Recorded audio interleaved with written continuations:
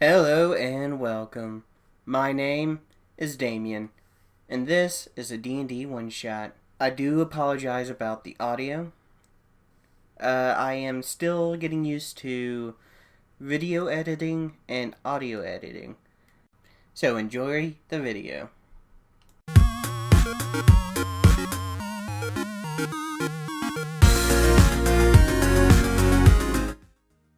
It's really like my first thing, so no one's gonna watch. It's okay. Just a few people probably. Let's see. Twitch. Okay, that should be working. All right. So, is there anything you guys have any final questions before we start about where you Why guys? is why is the sky? Why is the sky? Why is the sky? Are we on a globe? Why is it? Yeah. What's its purpose? Um. So, you guys' travel here has been a very long journey. You guys had to go all the way to the bottom of the continent to a port city that people call the bottom of the world, and traveled across the crystal deeps, which people usually don't necessarily like to sail through. You had to get to a place known as Tiger Bay, which is a set of islands off of the main continent of Aslan. You are headed to a place known as Isaac's Enclave to investigate a ominous monolithic tower that stretches over the city of Isaac's Enclave, casts its shadow over it daily. No one has ever been able to enter this monolith, but recently Solomon has heard rumors that a band of mercenaries of sorts have found their way in, and being a smart man, he thinks he has his own way in. You have brought a few mercenaries with you, Solomon. Jack, the gunslinger, and another man, Ryan, who seems to be ill-tempered and just doing this for the money. Doesn't seem to take orders very well. Upon arriving to Isaac's Enclave, it's a small port city on this island. It seems like it's barely enough to survive.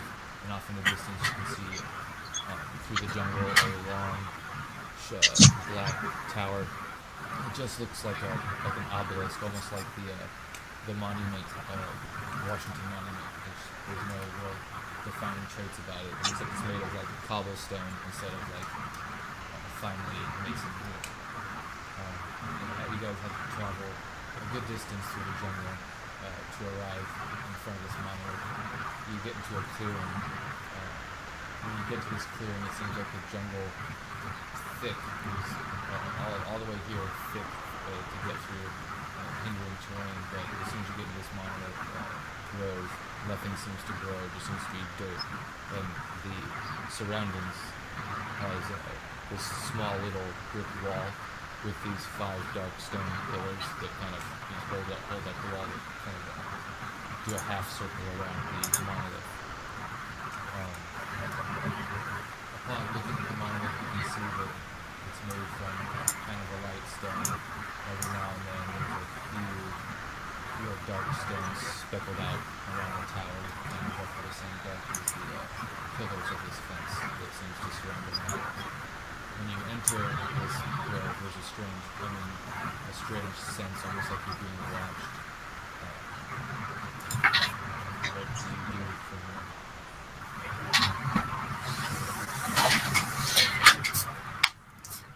I would like to bark orders. Jack, keep watch around.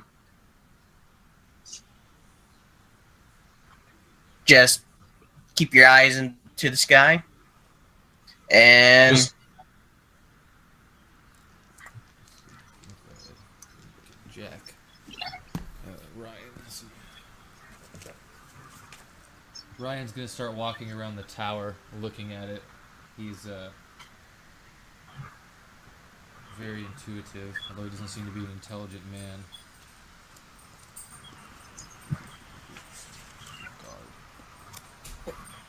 what was his name again?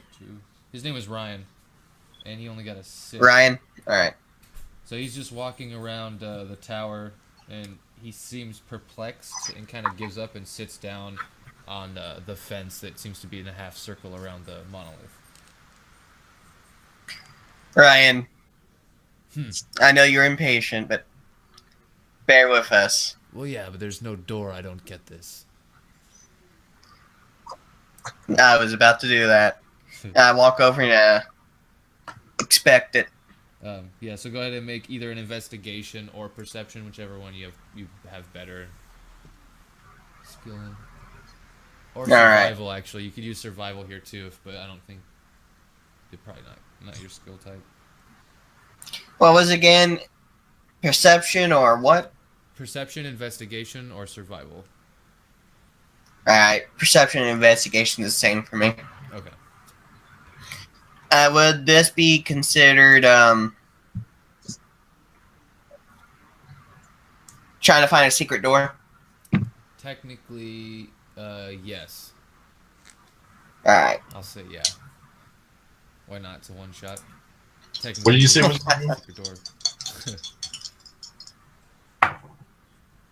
Get the dot here. That'd be a 22. Nice. Okay.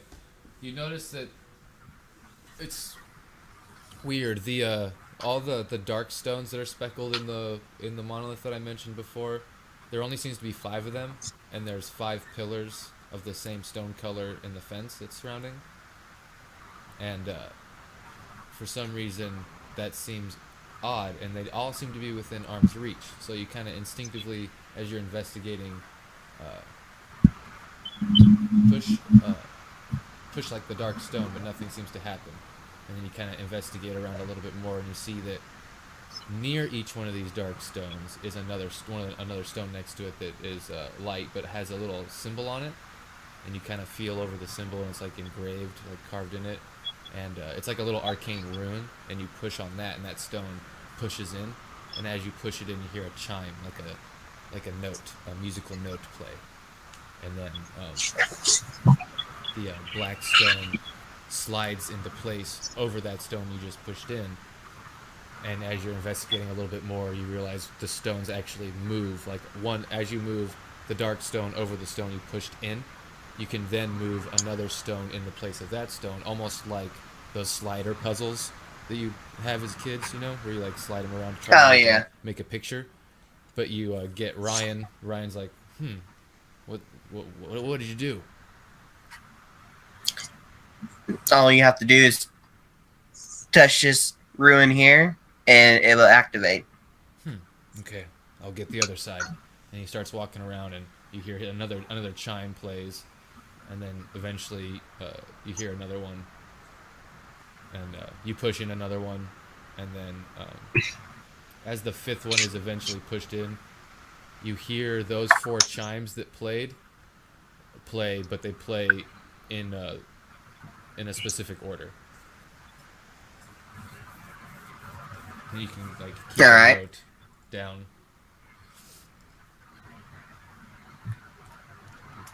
What kind of order did? So, after the chime plays and you slide all of the rocks as far as you can on the front of the monolith, like where you would have walked up, basically that would be facing you, there's now 5 missing stones, and behind those missing stones you can see a red door, but you can only see like the top third of the door. It looks like there's some other mystery to this puzzle, and as you kind of move all the stones together, yeah, you're breaking up.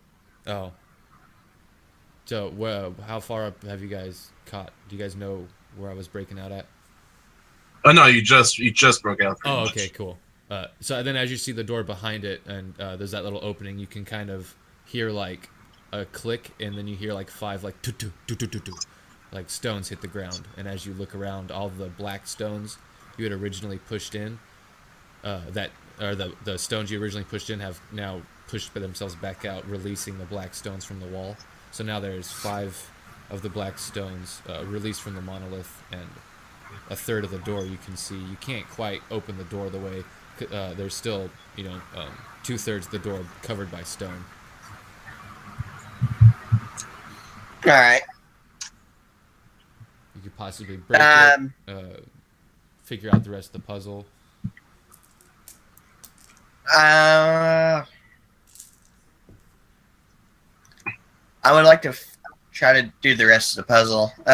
Do I know what order the chimes were in? No, you don't. It doesn't. It almost seemed like a doorbell.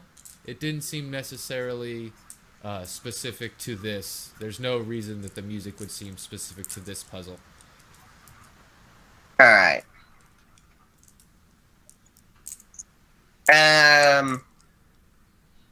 I try doing what I did last time, but in a different order.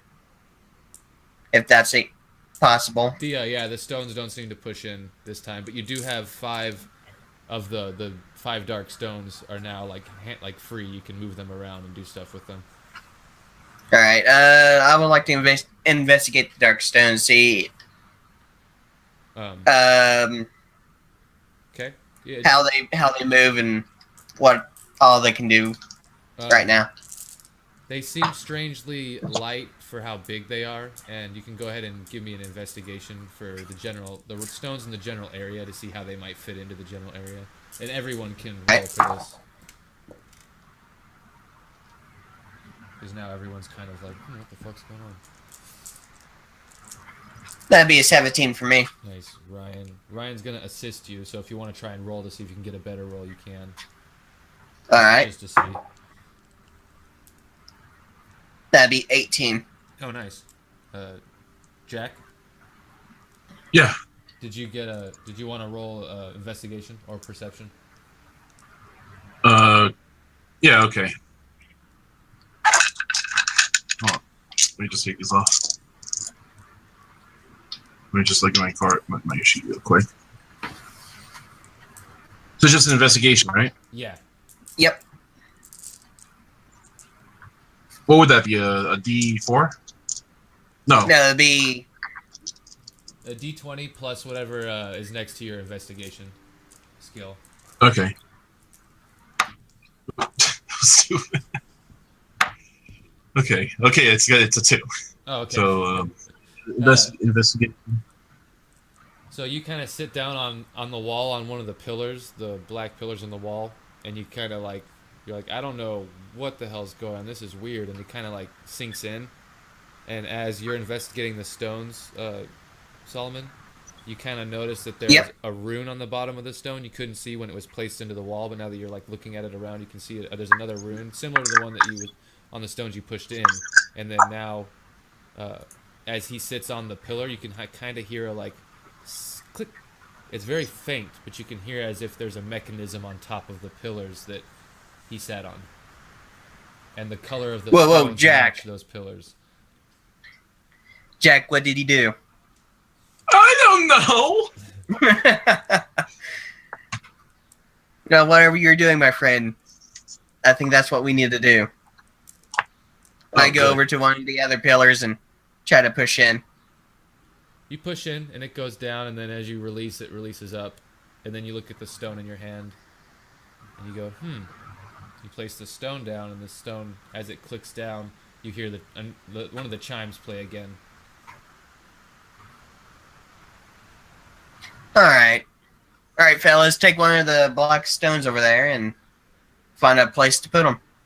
So as you put them down on all the stones, there's the chimes play again in an order as you place them down on the pillars, and then as you place the 5th one down, it plays in the opposite order that they played when you placed them down. All right. So you place them down and almost like it was playing a song, and then when you place the 5th one down, it's like it played that song in reverse, basically. And then as you do that, you hear all the stones that was covering the rest of that door kind of crumble and fall to the ground. There's now an unlocked red door in front of you. All right. Who wants to take the honors of opening the door? Me, I'm impatient. And Ryan opens the door, and as he opens it, it looks like a nice, fine room inside. It's pretty big. It's got this lush table in the middle of it with food and a couple trinkets and items you could probably search through. There's a water basin to your left as you enter to like wash your hands possibly, and there's little nooks with bookshelves.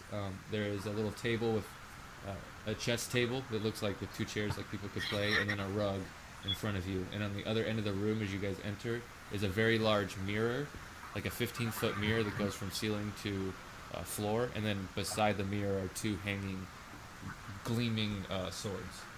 They look very, very nice. And it's basically the room that you guys are actually on the map now. Alright.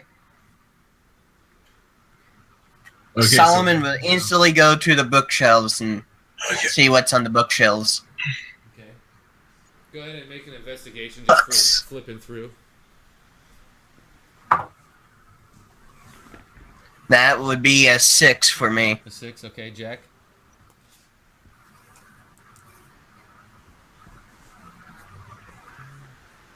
Is there anything in the room that drew your eye at all? I'm gonna look at the mirror. The mirror? Okay. Yeah, I'm gonna see what's up. And then Ryan's gonna sit on the in one of the chairs at the big dining table and just kind of like start eating food. He's not searching or anything. He sees food and he's like, "Oh, might as well eat it while it's here, right?" Starts eating. So the 6 doesn't. You don't really get much in the books. It's all kind of crazy stuff like. Let's see. It's all real random things like. Don't mess with the antiques. Keep dirty feet off the rug. Clean hands only on the chessboard. Like these random, weird, arbitrary rules that doesn't seem to be any rhyme or meaning to them. Alright. And you said you got a 6, right?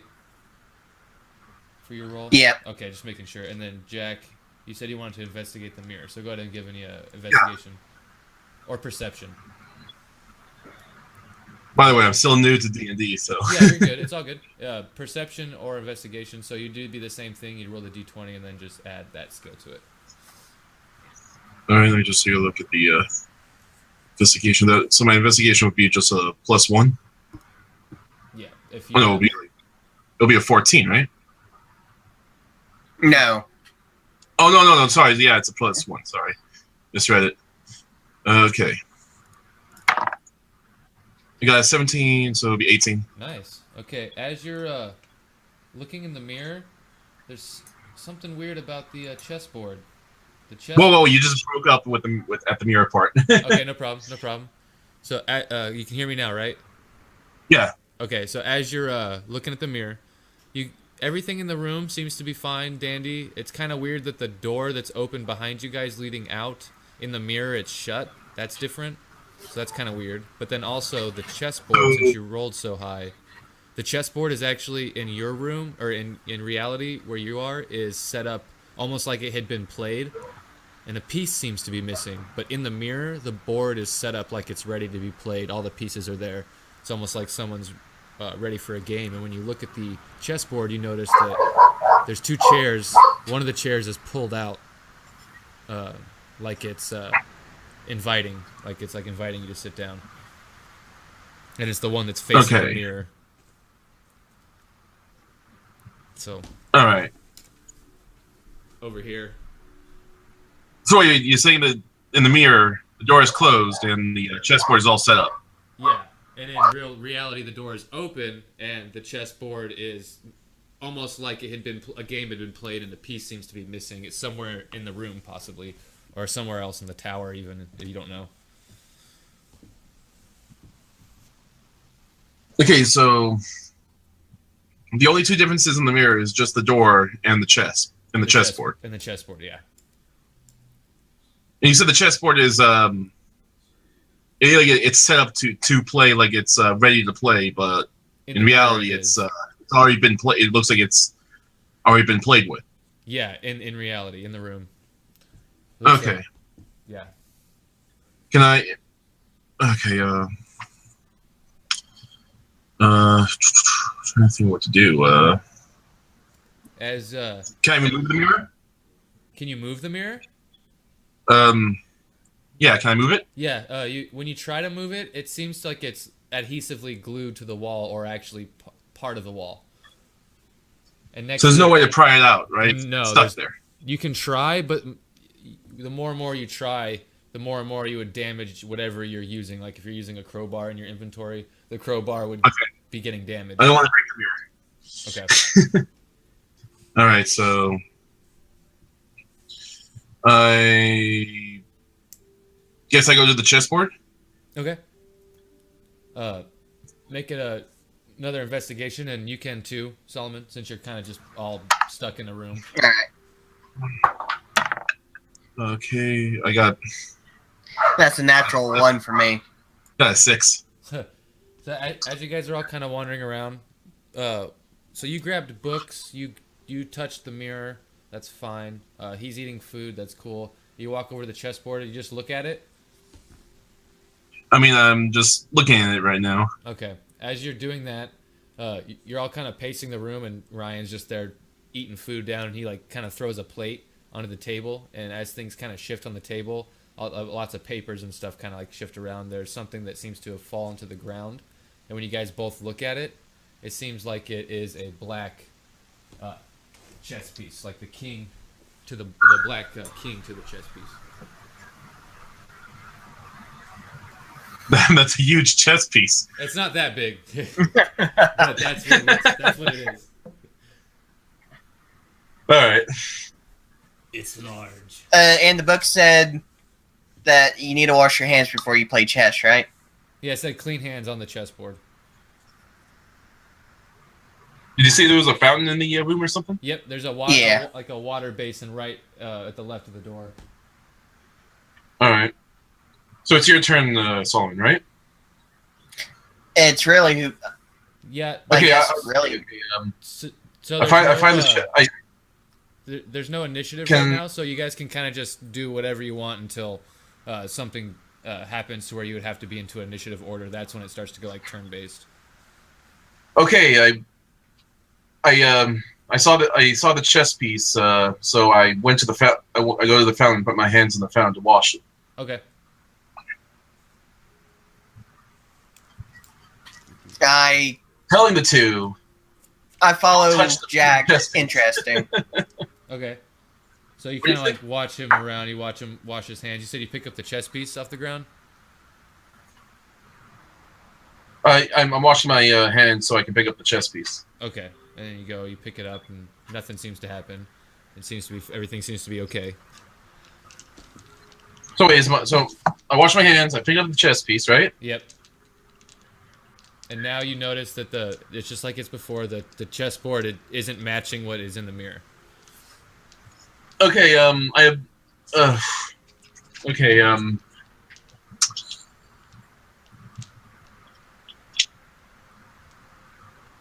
I guess I stand between the mirror and the not the mirror, like I'm at the mirror. I go to the mirror with the chess piece in hand.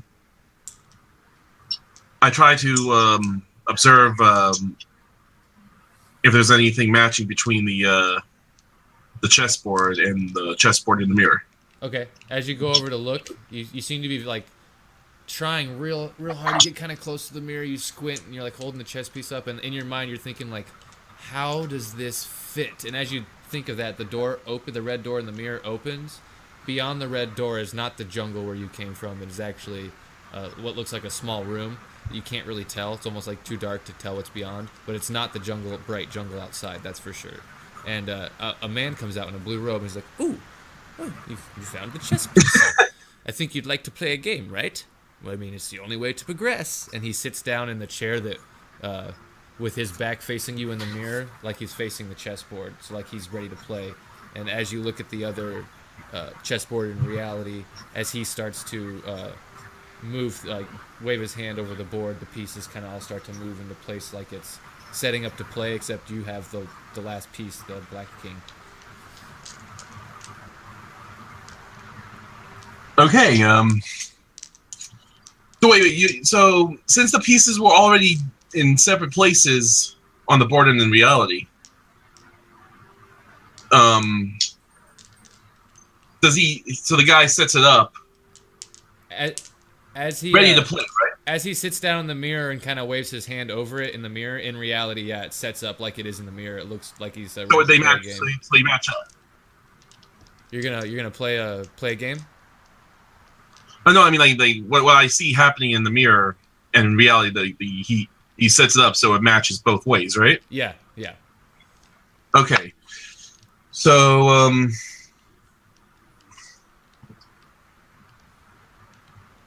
I look at Solomon, ask him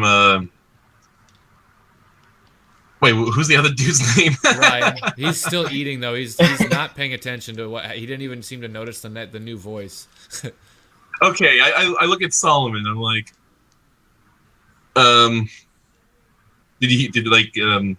Jack looks at Solomon. Do you see this? Did you hear this? Do I see this? And / hear this? You do. You see the guy in the mirror. You hear what he says, and you see the chess piece next to you, the chessboard next to you, moving itself like it's shifting, all ready to play. Except the one piece missing is the Black King. All right. Well, this is interesting. I ask. Jax asks Solomon, should I sit down with him or you? It's up to you, my friend. Are you any good with chess? Ryan goes, I could play.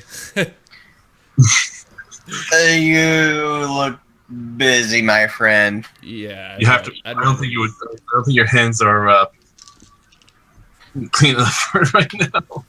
Looks like it's coming gravy. Okay. I guess I'll sit down. Okay. And play. Okay. So basically, you can either use wisdom or intelligence, but it's going to be wisdom and intelligence checks versus his to see who wins or loses the game, and you're not sure what the effects of winning or losing will do. Can I quickly check the book and see if there's anything referencing about giving advice to the player to help him out? Like, is there anything in the book saying I can't do that? No, there's nothing in the book that you can find if you look that says you can't help anything, like help him solve the puzzle or you can't help him play. It doesn't say that chess is a one-person game, or it doesn't say anything like that. There's just the weird arbitrary rules about his things, like be clean, don't be too filthy, stuff like that. So you're saying I can choose anything? I can choose wisdom or intelligence, right? Yeah, wisdom or intelligence, whichever's higher. Does it matter like what category though? Like investigation, history, arcane, or insight? What is it?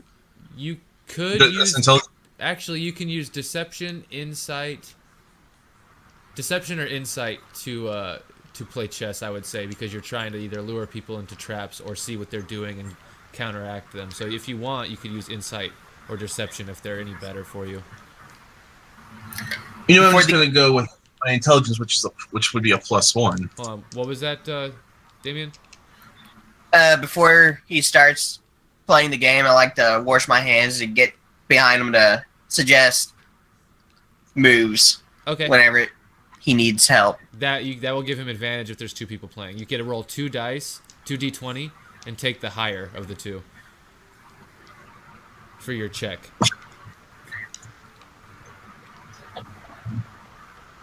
So, Jack, you can roll 2 dice and use your. You said deception is what you're using? No, I'm gonna. Well, they're both under wisdom for me. Oh, okay. Can I just do a +1 with intelligence? Yeah. Okay.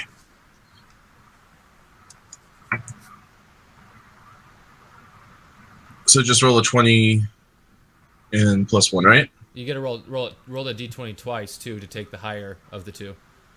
Then add. Oh, okay. That's a 4 and 18. Oh, nice. So 19. 19. So I'm gonna roll for him real quick. 16. Okay. He says insider deception, right? Yeah. Do you have a better insight or deception than he does? What's yours? I got. Let's see here. I got a better insight. Better insight. Oh, So he can still roll, but if you want, you can use your insight modifier since you're kind of like going like, oh, no, do this. But the 19 still... So you'll add a +4. +4, so 18, so 22. Okay. That's actually good because he got a 21. So, he goes to move, and as you move the chess piece out, and he moves, and you move another one, and he shifts out a bishop out and goes, as you move another pawn, and he's like, interesting. And then it's another check. So go ahead and roll another 2 dice again.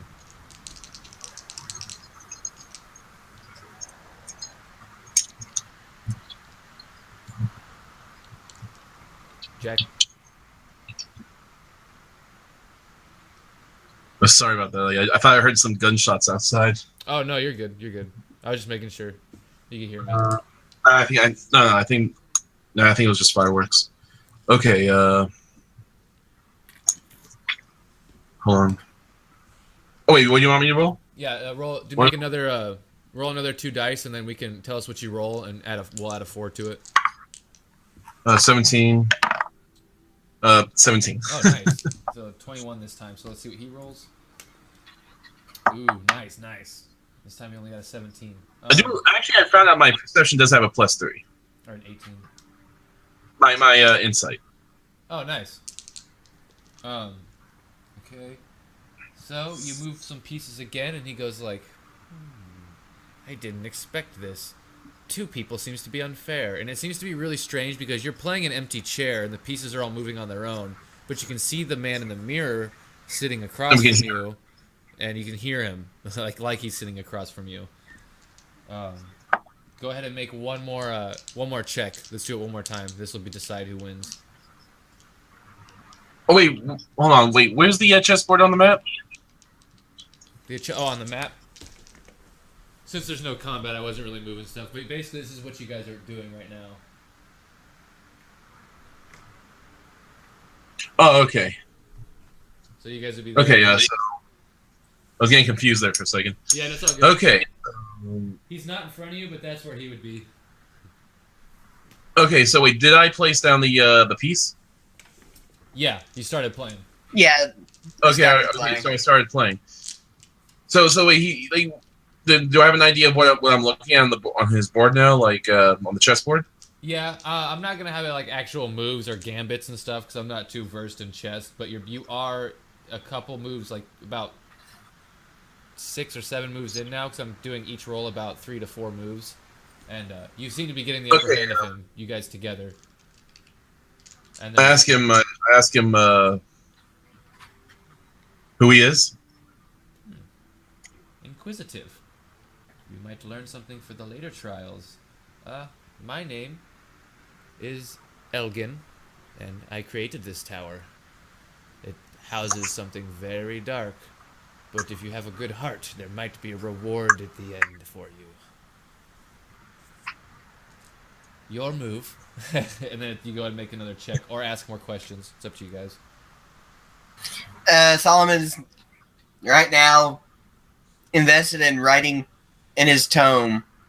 Everything like he's saying. the name. Yep.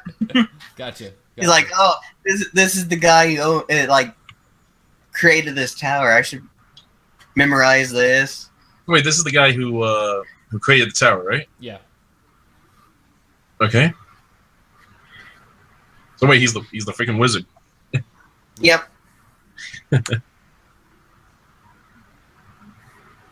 And before you go to make your next move, he actually goes, you might want to tell your friend to be careful. He's eating all my food. I mean, technically it's unlimited and it's not even real, but I don't want him getting grease on my carpet. Come here, boy. Come here. Stop eating the food. He like looks up at you. Hey, Ryan. Yeah, what? Would you please stop stuffing your face, please? You don't even know where that food's been. Well, I mean, just look. And as he looks to you, and you guys all kind of make eye contact, and you guys kind of, the table goes into all your peripherals, and you look back at the table, all the food that he had eaten is now like replenished and back to full, and he's just got a turkey leg in his hand that was all gone, but as you guys kind of focus in, it's back to normal now too. And he's like, man, I love this place, and just starts eating. You know, if you keep eating like that, you'll probably die. Are you? Hey, are you even getting full? No, it just tastes good. And go ahead and make a persuasion to try and get him to stop. All right. Stop eating. That's a natural 20. Oh, nice. He only got a 9 on his dice, natural, and then plus nothing, I think. Yeah. So he goes, fine. It's not sustaining me anyway. It just tastes really good. And he kind of leans back in the chair and turns it towards you guys to like watch the game. Don't get the carpet messy. We want to keep this nice and clean. Okay. Sure, boss. Since you got a natural 20, he seems to be listening for the moment, the time being. So we can go ahead and do the next advantage check for insight.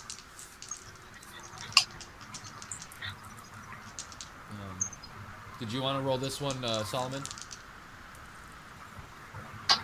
I was going to say Jack's playing. I'll let Jack finish the game. All right. All right, what should I roll? 2 d20s, and then we'll add the 4 to it. All right. 10. 5. Okay, so 14. That'd be a 14. 5 plus 7 is a 12. That's still under. So you actually beat him in the chess game. And as you kind of get him into checkmate, you get him into check, and then he goes, huh, and he moves, and he's like, not anymore, and then you move again, and you're like, check, and he moves like, moves again, and you're like, mate, and basically the game's over, and he goes, well, congratulations, looks like this tower might not be that much of a challenge for you guys, although he might not make it through. And as you look at the mirror, you can see like he's like pointing with his hand over his shoulder towards Ryan. And in the mirror, you see him, and he like takes a bow. He takes the black piece that you originally put on the board, the black king, and puts it in his robe pocket. Puts his finger over his mouth like shh, and he goes back through the door before you have a chance to say anything.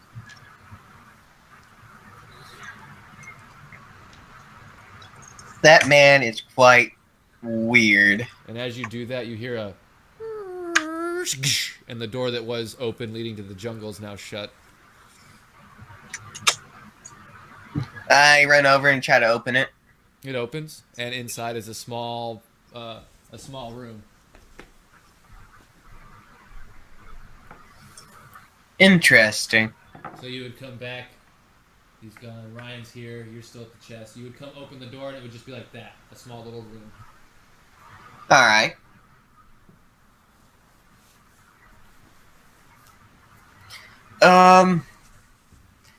Hey, Jack, you wanna... You know what, Ryan? Yeah, what? Since you haven't been doing anything, you wanna step into this room? Yeah, but I'm going to test it. I'm not dumb. And he takes a turkey leg off the table, and he goes to walk the turkey leg over to the door where you're at, and he just, like, throws the turkey leg through the open door, and you watch the turkey leg fly and, like, slap and hit the wall and kind of fall to the ground. But I'm going to go ahead and make a percentage roll to see if any of that gets on the carpet as he takes it off the table. Oh, okay. Well, fine. Nothing seems to happen, and it just seems to go in. He's like, seems fine to me. And he goes in, and you see him go in, and he's just kind of standing in the room, and he kind of like goes to pick up the turkey leg, and as he goes to grab it, it disappears. And then he's just sitting there like, oh. He disappears? The turkey leg. It's fake food. It's illusionary mastery where it's real for as long as you're like. It's like a Peter Pan imaginary food.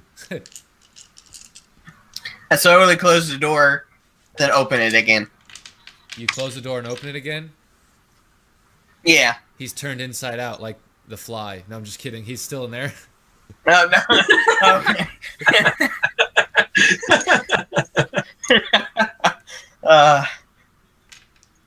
To be honest, I was hoping you would disappear, but you didn't.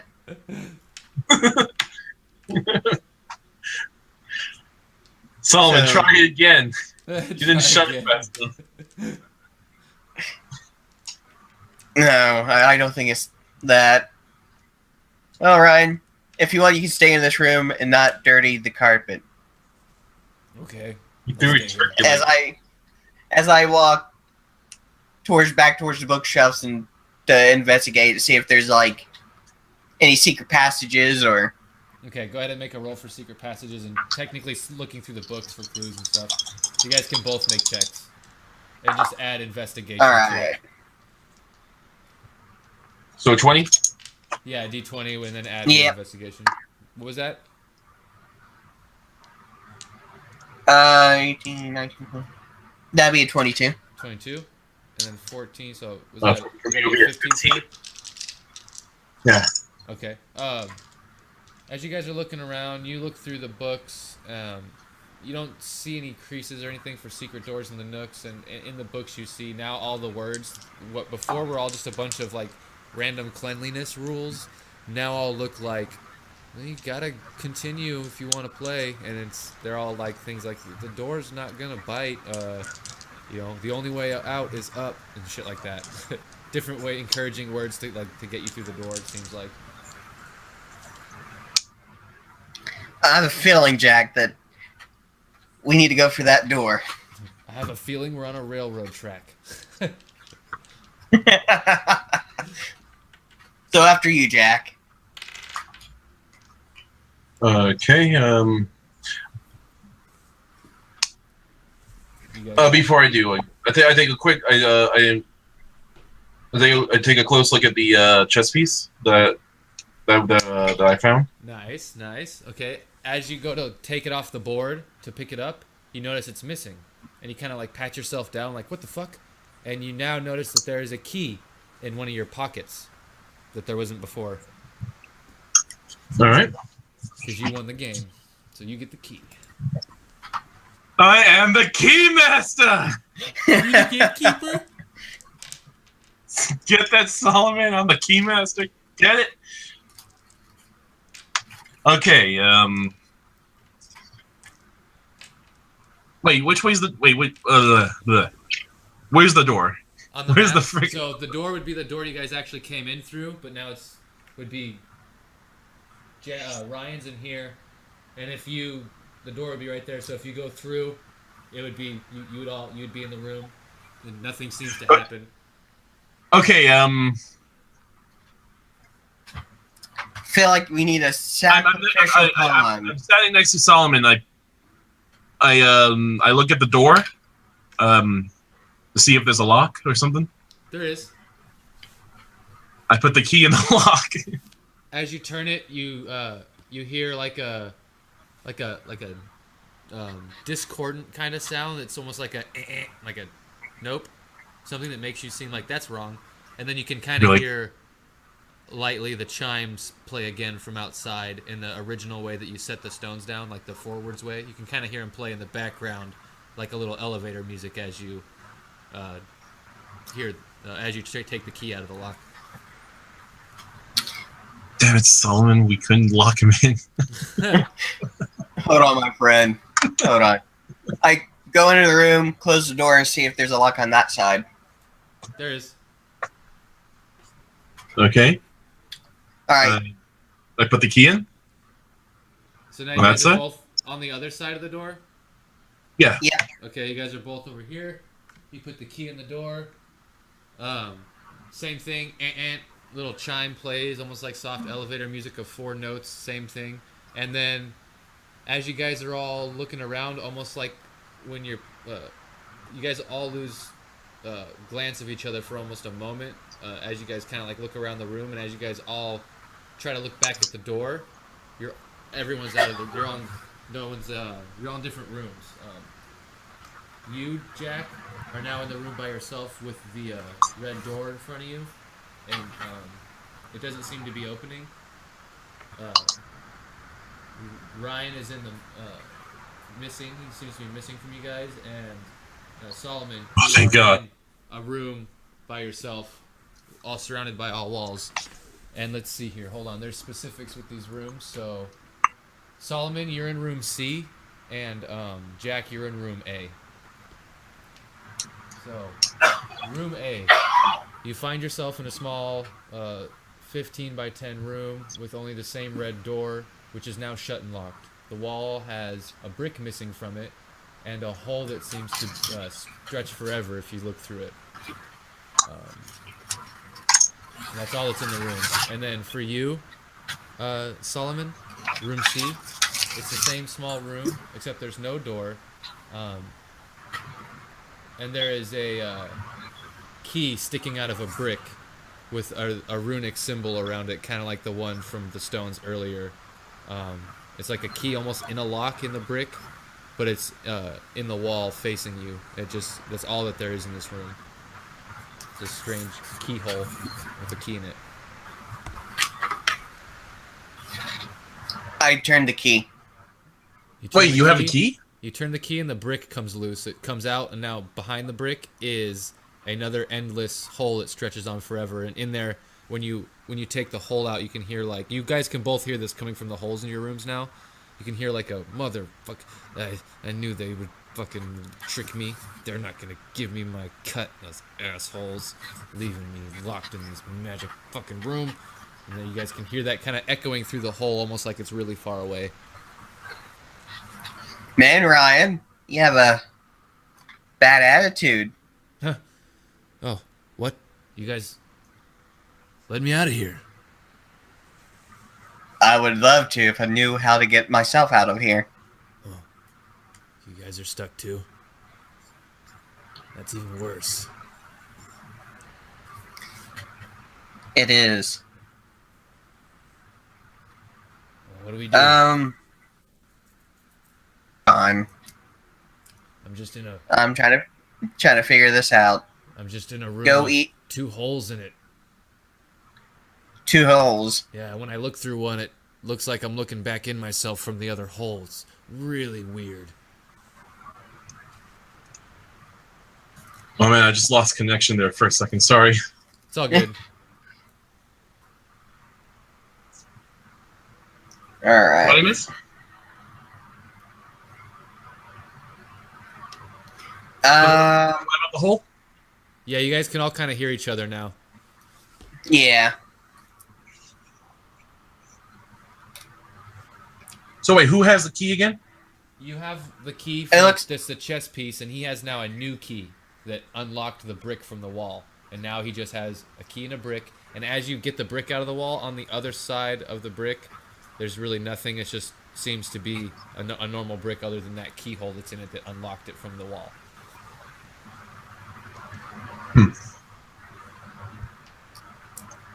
I try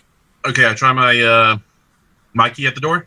And you notice that now on the door, as you look back at it, you've noticed everyone's gone. There's 2 key holes on the door.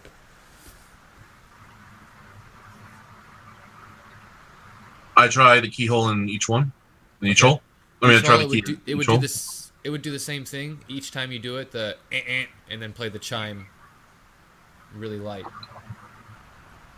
So that key, it only does that with one of the keyholes. One of the keyholes you put the key in, it like locks in place, but it doesn't do anything because there's still one other keyhole. It's almost like you need another key. You can deduce. How many square feet is this room? 10 feet by 15 feet. Okay. So. Okay. So who wants to do a little experiment? Hold there. I Hold there. Ryan, I saw your hand.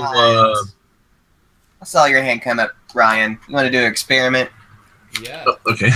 I want to get out of here. Try to stick your hand through the hole. Okay. He sticks his hand through, and you hear him scream like, "Oh!" And he's like, my hand comes through the other hole. Man, I can see my hand coming through behind me. What's going on? All right, stop doing that. Yeah, I already did. That's not going to help us. Okay. All right. Oh wait! Can I do something? Yeah. Yeah. Jack puts his hand through the hole, holding the key. No, you just you just feel your hand kind of going into a long tunnel, and as you move it around, you just bang on more bricks, and it seems like it goes forever. So it doesn't appear on any other side. Nope. Just okay. I take my key and I put my hand through my hole. See if anything happens. As you put your hand through the hole with the key, you feel like a force rip the key, out of your hand, and like bring it to the floor. You put your hand through, and you feel the same thing he felt, like though you can feel the walls and it's stretching on forever, but like the key almost doesn't go in there without it being in the brick. It seems like it's just like a wall of force almost that just won't let it go. Well, that's what I just did. Yeah, but with your key, it lets you put your hand through. It just, yeah. Oh, so with my key, did it want to go through the hole? No, it didn't. It didn't not. You did it without it being in the brick, right? Yeah. Yeah. So if you did it with your hand, it would try and rip it out of your hand as you tried to push it through, almost like a strong magnetic force. I tried putting the key back into the brick and put the brick in where the key's facing the hole. Yep. Okay. So as you do that, you hear like a, and you hear Ryan go, "Oh, I got a key now." And there's a brick in here, and one of the holes is hold on, wait. I got it. And you hear like a, and by you, Jack, you see now through that hole, a brick slides through, and there is a second key in the brick, in the keyhole, and you now have 2 keys. Okay. I held the key in each hand. Jack puts it into the keyholes. Right. You open the doors, and you guys are all in kind of a hexagon room. And there is the 3 doors you guys just came out of on the wall. There is another door that's open that leads into the room, the chest room that you guys were in originally. This room over here. There's one door that leads into there. All right. There's one wall that's empty, and then there's another red door with 2 keyholes in it. All right. Anyone has 2 keys? No. I slowly walk to the door and put my keys in the holes. You put your keys in the holes of the red door? Yeah. Okay. As you do that, you notice the door like takes the keys and they're almost like locked in place, and then the door shifts and moves and starts to come at you, and all of a sudden the mouth opens up on the door and this pseudopod kind of lashes out, and so Would never think we'd be facing a door mimic. Yeah, you need to make an escape check. So either acrobatics or athletics, whichever skill, you roll a d20 and add that skill to it, whichever's higher. And you're trying to beat a DC that I have set here that I won't tell you yet. So athletics or acrobatics, you said? Yeah, athletics or acrobatics. Okay. And units are large, right? 15 plus 4. 15 plus 4. So that'll be a 19. Yeah, so you rip your hands back from the mimic. You get the 2 keys in your hands, but it's slowly shifting its way towards you, and it is. You step back, and it is now in this space coming at you. I make a quick observation. Yep. Of the door. What's it called? Mimic. What? And your AC is 14? Okay. Wait, what's mimic? The door is the mimic. What is it? Okay, do I know what it looks like? Yeah, it looks like a door with a big mouth in the middle of it that's kind of like shifting and moving forward, like collapsing forward towards you like an ooze almost. and there's like a long tongue coming out of it that's gonna lash at you. And So it's kind of, but how is it moving? Did it like grow legs, or is it just like kind of like crawling towards me? almost coming at you like an ooze, like it's kind of flopping towards you almost. Like the door is kind of falling towards you, but then it almost is like curling, so it's almost like a weird amorphous slug door thing. Like it's like squirming at you. It doesn't grow any legs or anything yet. It's too soon. Okay, what do I do about my observation of it? Well, let me see. It's gonna go ahead and roll some damage real quick. Let me just get that out of the way. Okay. So the 10, you would take 10 bludgeoning damage from its pseudopod, and you already. Wait, so it got me? Yeah, it hit you. It's a surprise. Because you went up to the mimic and you put your 2 keys in it, and then it tried to grab the 2 keys, and then you ripped the keys out, and then it lashed out at you with its tongue. So you're basically right in front of it.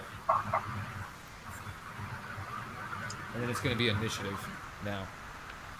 Okay, so Alright. So I took 10 damage, right? Yes, 10 bludgeoning. Okay, then I'll be a 64 then. Okay. Give me another escape check, either athletics or acrobatics, whichever one you used. Another one, okay. Yep. 19 plus 4 would be. you're good. The tongue seems to be sticky as well, but it you pull away from it very easy. And so now I'll take initiatives. You need initiative? Yeah. Okay. You guys hear Ryan go like, "Oh, what the? Well, at least we gotta kill something." Shit, Alright, that'd be a 21 for me. Initiative will be your dexterity. Usually, it's just unless you have Alert. He doesn't have a feat. He doesn't have alert or anything. I think he has alert. Oh, wait, hold on. Hold on. Sorry, I just need to open it up. No, you're good. I have a document here. Okay, +5 initiative. Cannot be surprised. Creatures do not gain advantage on attack rolls. Yeah, so I didn't roll with advantage, so that's good. So with your you get +5 and then plus your dex mod. So whatever your dex mod would be, +5 is your initiative. After you roll a d20 and add it to that. Oh, shit, hold on. So what's your dex mod? I'm looking right now. Okay. Looking it up.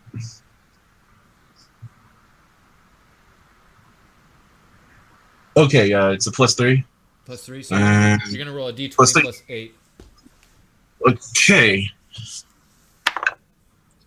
A 13 +8. 21. Oops. 21. Solomon, what's your initiative?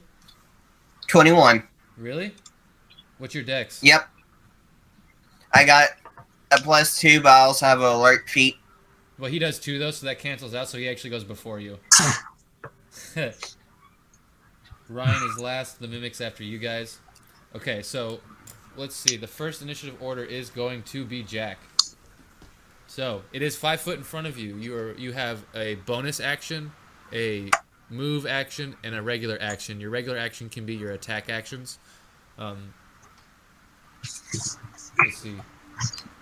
Go ahead and link me his character sheet actually, so I could look at stuff.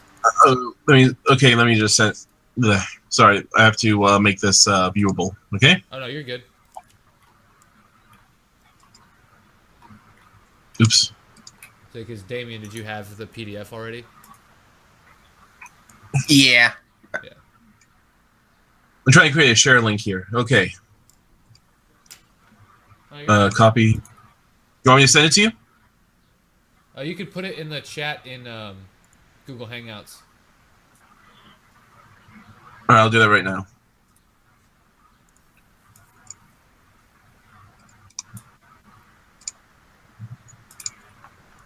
There's that, and I have one more here. Nice. Sharpshooter, nice.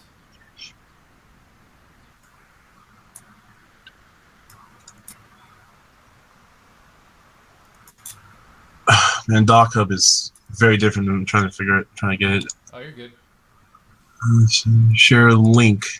Okay. This was super smart to do like your features and traits like that. And here's the sheet. I really like what you did. That's fucking cool.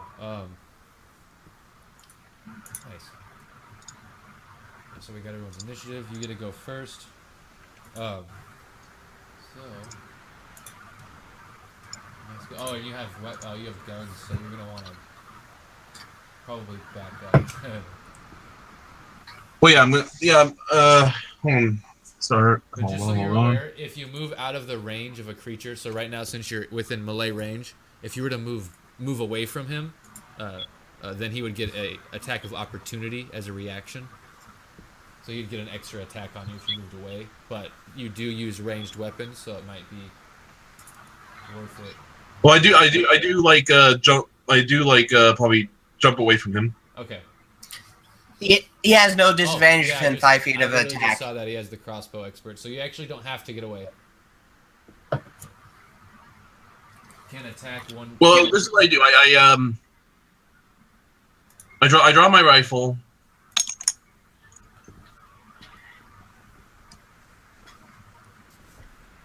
I take aim.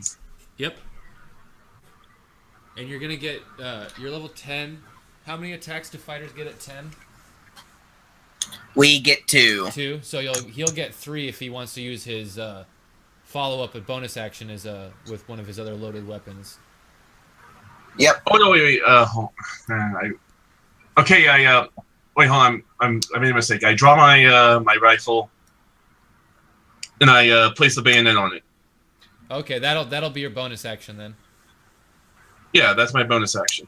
Okay, and you're gonna go ahead and do your attacks with the spear. Yeah, I do a spear attack, pretty much with it. So go ahead and make an attack roll, which will be a d20 plus whatever your to hit is with the weapon, which will be a 7. Oh yeah, it really does help having. Oh wait, hold on. Well, this isn't. It's a musket, pretty much. Yeah. It'll still count as a spear at this moment, so it'll be a D8 if you're stabbing. With It should be a D4. I mean, as you can see, it should be a D4, right? Yeah, but you get more leverage on it. You get more leverage on it because we're counting. Okay, so we're counting it as a spear. Okay, so it's gonna be a D8. It's gonna be a D8 or a D10 if you're using 2 hands, which I think is what you're gonna do. And you can also get 10 hit from 10 feet away. So you could take like a step back and still hit him. Okay, so just a D8 and like what's my attack bonus? 7. So it'd be you'd roll a D20 plus 7 to see if you hit, and if you hit, then you'd roll a D10 plus your strength, which is 0. So it'd be a D10.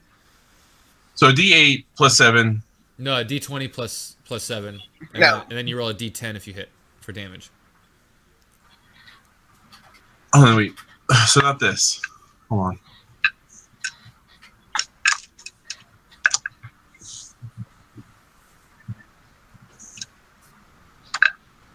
A D7, you said?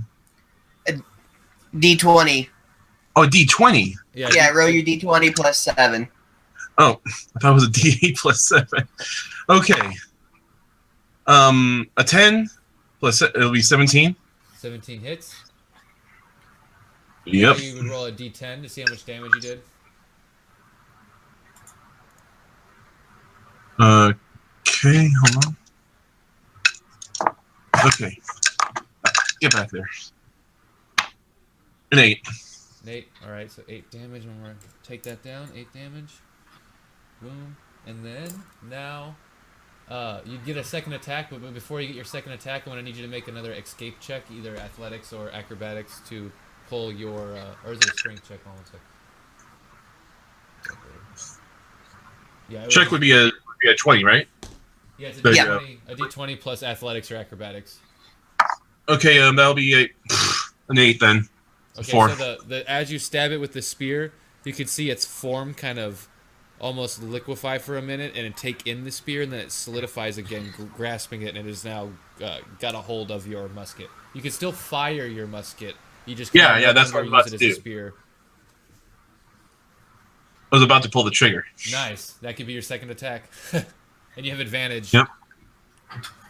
Okay, so my attack... attack... It's going to be a crit. We'll just say that because it's kind of. You Okay, can't so miss. just a 20 plus 7. Yeah. So, okay, that'll be a 19. And then I have to do a D10. Which is an 8 again. An 8. Okay, so what's your dexterity? Let's see. My dexterity is a So that plus would 3. be 8, 16 plus 3, 19 damage. 19 damage done to it. Plus that 8. All right, it's going to be Solomon's turn. If you're not going to move All right. anything. And where am I? At the far back? Yes, you are the far back.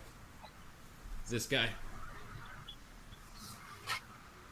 Alright. Then yeah, I'll just stay there and Thanks a lot. cast Firebolt.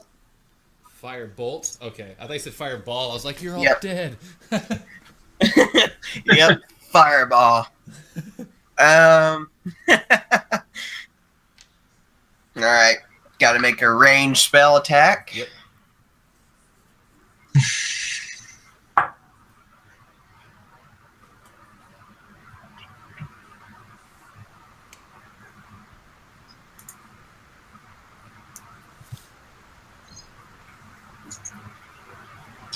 Alright, hold on. The weird thing about my sheet is I don't have my spell attack bonus. Oh, okay. So you got to figure it out. Or my bonus just... Yeah.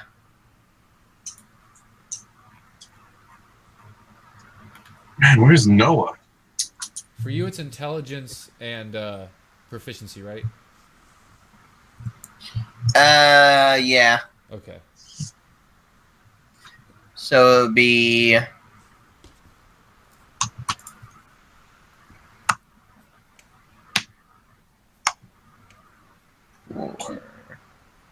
Be 8, the 15, 16, 17, 18, 19. 23 You hit. You definitely to hit. And then 1d fire damage. Wait, 1? 1d8. Isn't it 2 for? Or 1d10. It should be 2 for your level, right? And it says It should hit 2d10. oh, I did not see that. Yeah. Fifth Yeah, level, I see that now. 5th level, 5th, 11th, 17th, I think. Yeah. Yeah, I love cantrips, man. It's like my favorite thing about 5th edition still. I don't know why. I just fucking love cantrips. And I'm guessing it's not flammable, isn't it? No, it's not flammable, but fire hurts it, so you're good. You I can was gonna tell. say if it was, it would catch on fire. Oh yeah, I don't. Okay, I'll make a 8, 9, percentage. 'Cause it's like a human kind of. I'm guessing. 95. Okay. That'd be 14 damage. 14 damage. 31 damage total done to it. Go ahead and roll a d4 for me. Yeah.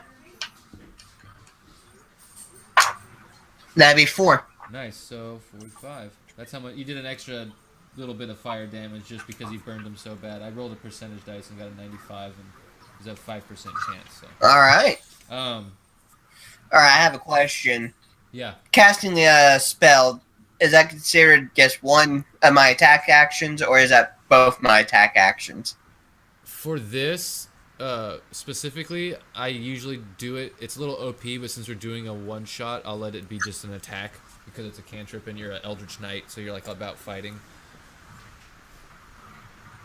So you can either send another Alright. one. Or If I move and have to, attack. I can guess. I'll move and attack. Okay.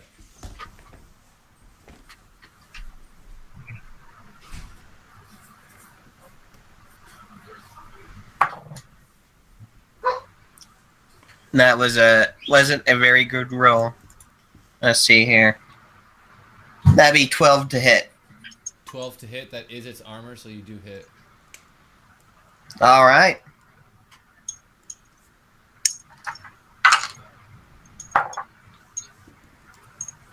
That'd be 10 damage. 10 damage. Boom. It is Yep. hissing at you. You get this long tongue lashing out at you like. It seems to be on its last death throes. And then it goes Alright. to Mimic's turn. Okay. It only gets one attack. It is going to bite since it's so close. Try and get some extra acid damage. Okay. Ooh, natural 20. Okay. Solomon. As the door lifts up in like its death throes, the large mouth on it kind of clamps around one of your arms, and you can feel the acid burn away at your armor and your flesh. You take 5 acid damage, but then you also take 9 piercing. So 5 acid, 9 piercing.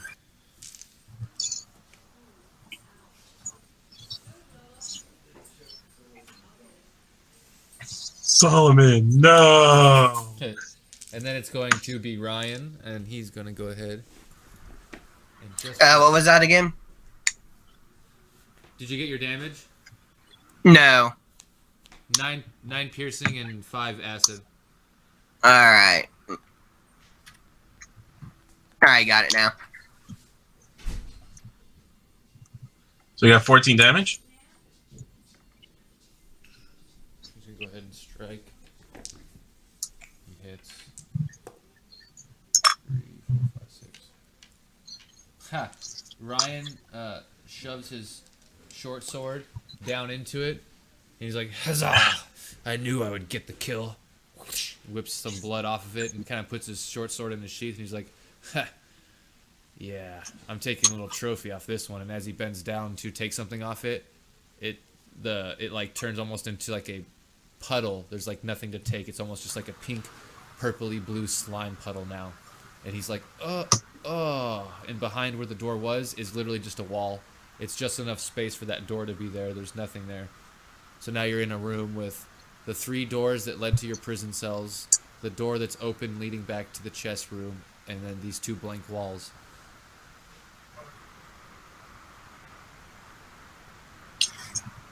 Alright, I'll head back to the chest room and check the door out. You head back to the room with the chess. Yeah. There doesn't seem to be much of anything going on that's different. You try to open the door and shut it and try the keys. Nothing different seems to happen. Do you look in the books and stuff like that again? Yeah. You see things that's like, don't give up. Trickery is half the fun. The way is hidden. I couldn't just give you every path. It's stuff like that, like different versions of like, come on, don't stop the game now. Alright. I'll head back and search for a hidden passage. Okay, go ahead and make your roll with your advantages for the secret door stuff. Alright. Whatever I can't remember exactly. You got the dungeon delver thing, right? Yeah. Yeah, that's what it was. Oh wait, you said something about that door transforming. Like, what is it? Just a solid wall that was behind it, or was it an actual opening? It was just a little more solid brick wall. The only thing that was there was the carving cut out enough for the door to stay in place. All right. So now I got an 18. An 18. As you're searching around,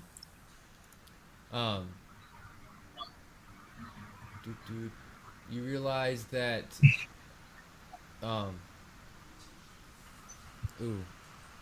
that's right. You so you go in there. Realize that fuck, I totally lost my train of thought. Sorry. I was reading part of one of the things, and I realized I forgot something. It was like, oh shit, and then I totally lost where I was.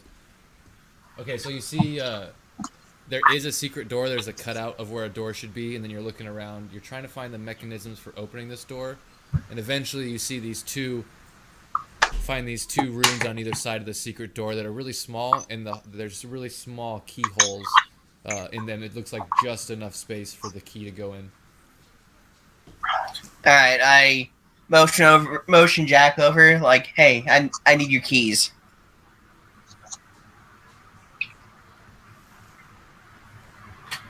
What keys? You know, the ones you have on you. Make a perception roll, everybody. Okay. Perception roll is. It would be a D20 plus whatever your perception skill would be. So for you, it would be your perception skill. So what? Plus 3 Okay. for you. Okay, I got a 20 then. Okay, so as I got a 12. 12. As you guys are walking by and you're looking in the cells, you see that in Ryan's cell is actually a dead body. Like it is a skeleton. It looks like it's been there forever.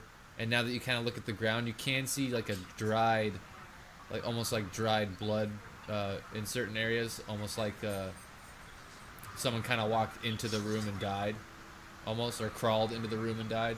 But the body looks like it's been there for ages and ages. And when you investigate it further, the armor that it's wearing kind of looks like the guild that supposedly had made their way in here a week ago. Well, do we know what guild? It was just some people. It's in specific which guild or who they were working for, but Solomon had heard that a group of people had made their way into this monolith, so he wanted to get in here. And this might be one of the people, but it looks like he's been here for ages. So I mean, it couldn't be, right? I mean, I've seen a lot, read a lot. I think that Mimic probably killed him, and something with the biology of the Mimic made it look like he'd been here for eons. That's a good guess.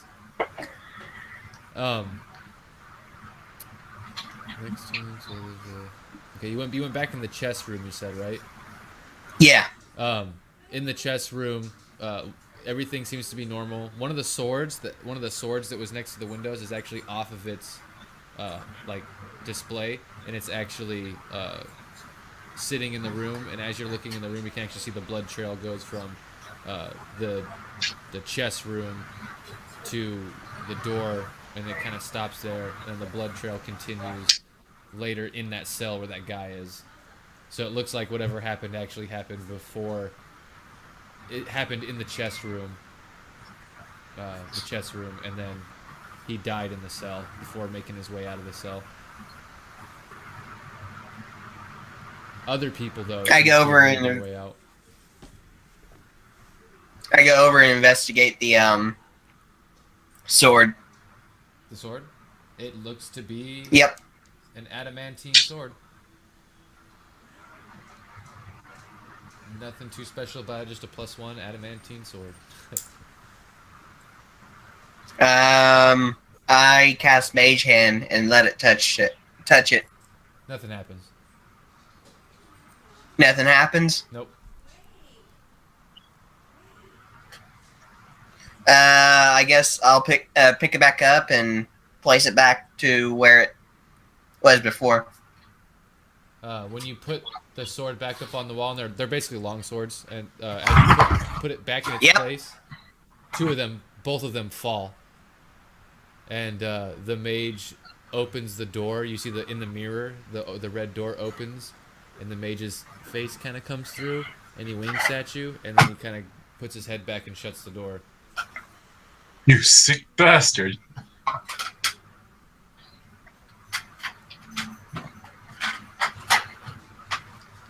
I'm not too sure what game you're pulling here, Mage. You played the game the right way. Not everyone plays the game the right way. Not everyone follows the rules. Sometimes people have to be punished. Okay. Jack asks, what's the wrong way? What was that? Now, what is that, Jack? I asked the mage, what's the wrong way? Well, the wrong way is, to not follow the rules. He dirtied my rug, so my rug smothered him. and then one of them tried to take the sword without completing the task at hand, and so it killed him. I mean, Ryan here threw a turkey leg.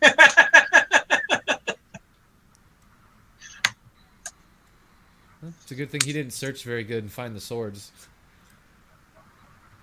Huh? Ryan might have grabbed the swords, but he didn't see them. Man. Food. I'm sorry. Oh,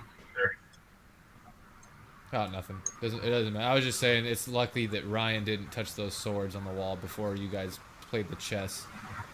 Oh, great. So the sword's still on the ground? Yeah, both swords are on the ground now. I put them back to where they need to be. And they fall off again. Alright, then I'm like, you know what, I guess I'll hold on to this. Okay, so you take them both or just one, or? I'd take one and motion Jack to take the other. Okay.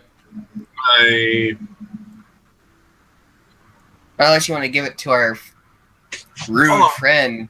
Oh, Hold on. I'll take it if you don't want it. And as he goes down to pick it up, it like skirts away from him on the ground a little bit. And he's like, "What the? Did I kick that?" I guess you're not the chosen one. I guess not. I hate this place. Weird. I come over. I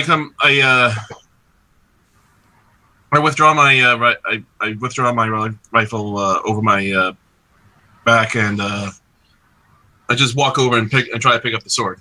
It lets you pick it up. All right. And then as you pick it up and do whatever you will with it, you hear the voice go, "You never know when you need a good sword." And then the door completely shuts all the way again in the mirror.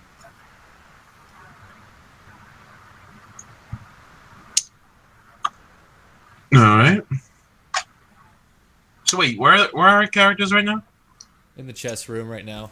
We're in the chest room. Yeah. Technically, you guys would be all in here. Okay.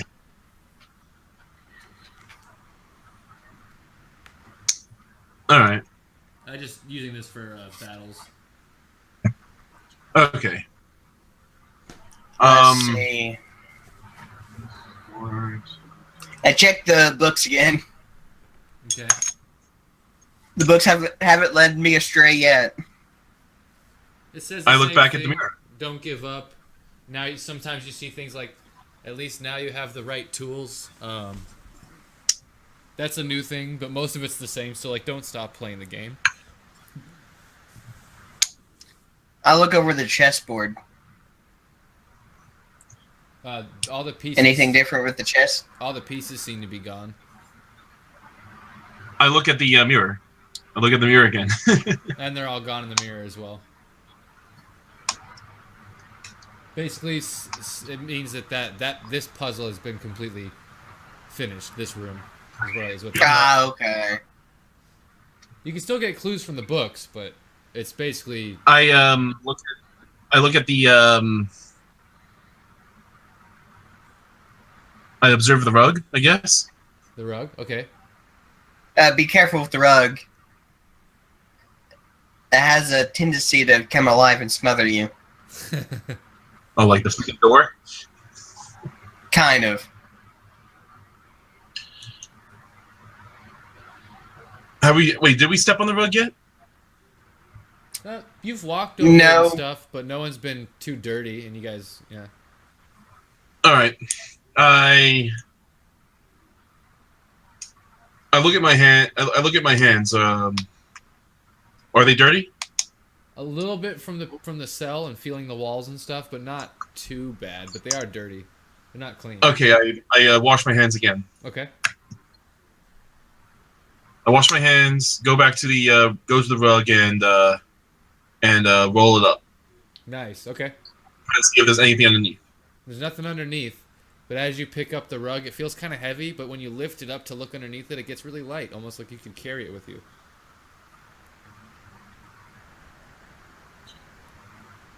All right. Got a rug. We got a rug. I'm thinking. I'm trying to like. So it's like it became very light. Yeah. And as you were washing your hands in the in the basin, the water seems to like almost turn into like a red liquid, not blood, but almost like a like alchemical red liquid as you finish washing your hands, and you think like you're not 100%. Take an Arcana roll to know exactly what change has occurred. I'll take a look at it. Okay.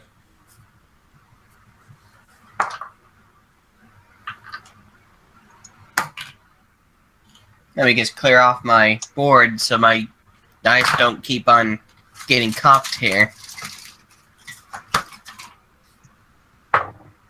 Alright.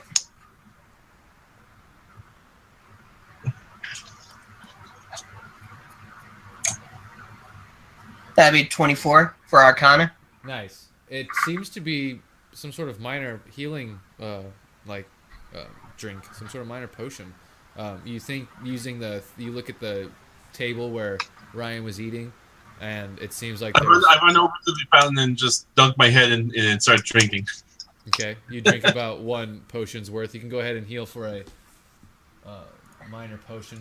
I forget what they are. I gotta look it up real quick. Minor 5D. I forget how much they are. Gotta go right here. I'm opening the link now. So 2d4 plus 2. 2d4 plus 2? Yeah.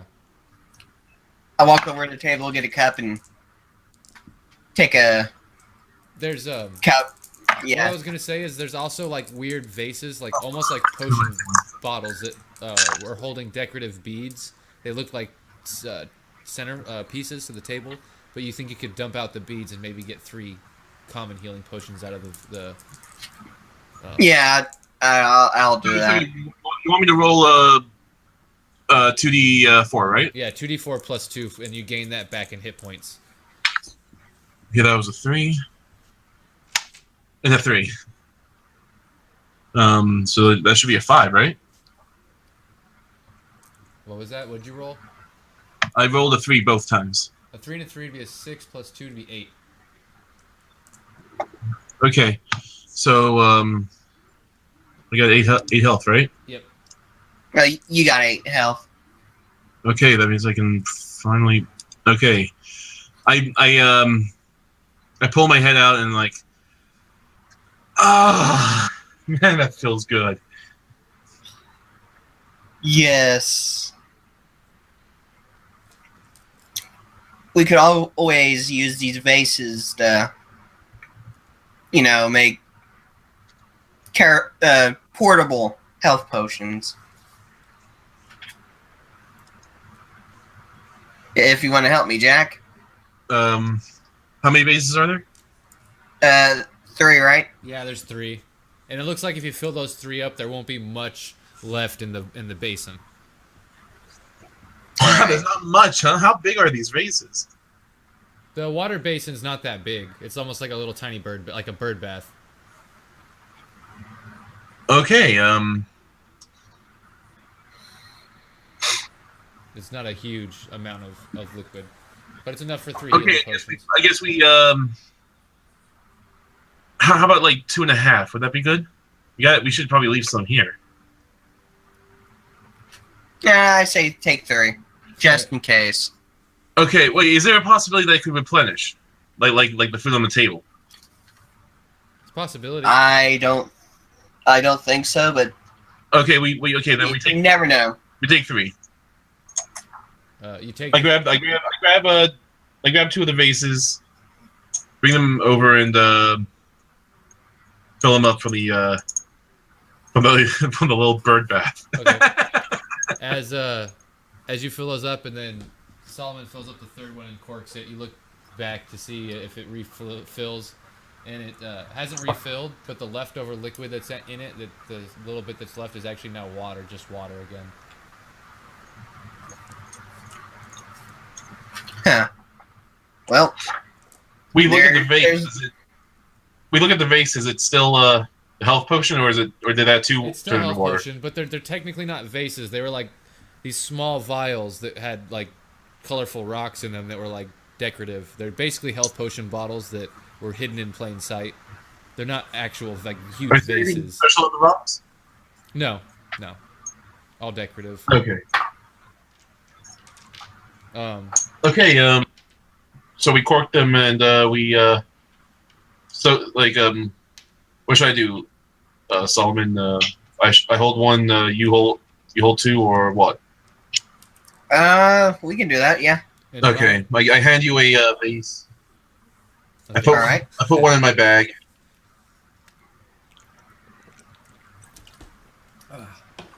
Ryan wasn't in the room at the time. He seems to be like leaning up leaning up against the wall in the last room you guys were in, the hexagon room.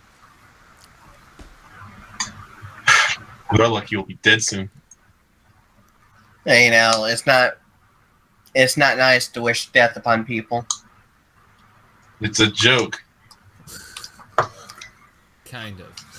Death, Pun. kind of. It's a pun. Let's head back to Ryan and see if he found anything while we were busy in here. Okay. I grab the rug as well. All right. Since it's like super light, might as well take it with me. Rug, 2 swords, and your 3 potions. All right. So do you put the keys into the secret keyholes? Yeah. Okay. When you do that, this is now where you are led. It opens up much like the other doors do before, except this one is a stone door that slides open. All right.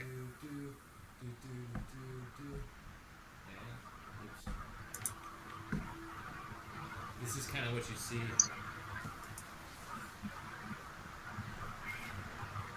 It is a flat wall that you can see in front of you with a picture, and the picture is of a desert mirage. It's like a guy looking over a hill in the deserts of Timera, and you see this shifting mirage that kind of shows him an oasis. And underneath it, it says, and you're going to want to write this down. Underneath it says Desert Mirage. Put the D and an E in desert. The D and E in desert are capitalized. Doesn't matter which ones. And then in Mirage, the only things that are capitalized are the A and the G. Oh, sorry, voice. Ugh. Oh wait, hold on. I need to write this down. I'll have to go over it a couple times probably. Just make sure everyone's on the same page. So wait, Desert Mirage, D and E, and what are the other ones? It's Desert, the D and the E are capitalized, and then Mirage, the A and the G are capitalized. So here, I'll type it in chat real quick just so you guys can see. All right.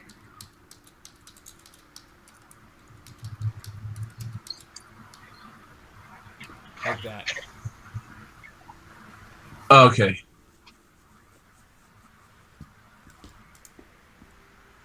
And then the picture is of a mirage. And then there's 2 hallways leading to either side. So, let me put you guys on the map. And that picture is literally right here on the wall right in front of you, right in front of the door. And then you just have blank All right. that go around.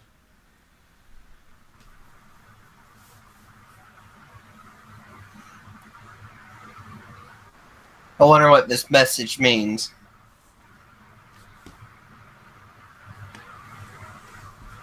Well, I mean, judging by the place, it's probably going to be confusing. Should we check one of the hallways? Yeah. Okay. Ryan, you check the left. All right. I'll be here next to the painting, deciphering this code. All right. He's Is that the left or the right? And you keep I guess I'll take the left then. pick the right. Right. You keep going down. The hallway seems to keep going for a while. You seem to walk for a good amount of time. You pass like a little bookshelf with no real books on it. It's just got like decorative kind of stuff on it. And there's little flower vase on top. Nothing that seems important, and you walk past that. You keep going, and then you walk past another little bookshelf with the same stuff on it and the same vase, and you're like, what? Okay. So you've passed the same thing twice, and as you walk down the hallways, it seems to just almost be repeating. Like it just goes on forever. You spend about 10 minutes probably walking.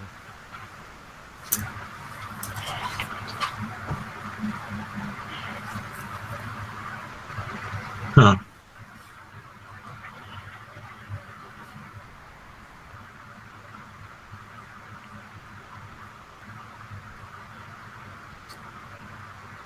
I don't know what to do.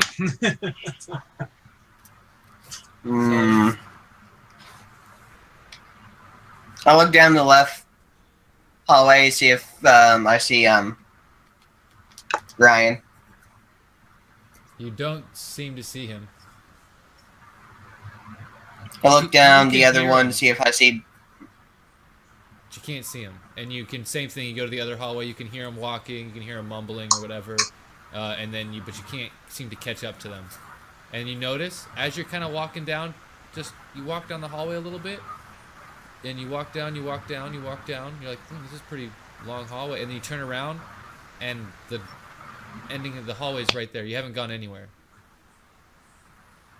Even though it seems like you've walked for a good, maybe a whole minute of walking, you turn around, you haven't made any progress, you're just around the corner. You're just right here. All right, I go back to the painting You go back to the pit, and mess with that a little bit. and Yep. then you said you don't know what to do. As soon as you turn around, like, I don't know what to do, I'm going back. You're now right there, even though you spent forever walking, and you can hear Solomon's footsteps, like, I guess, long hallway. You can kind of hear him walking away. But it's strange, because you should have to pass a bookshelf at least twice, but you didn't even pass it turning around.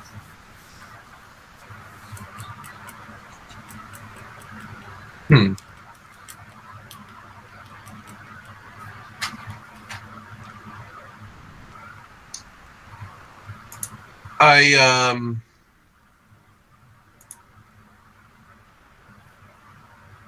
Oh man, hold on.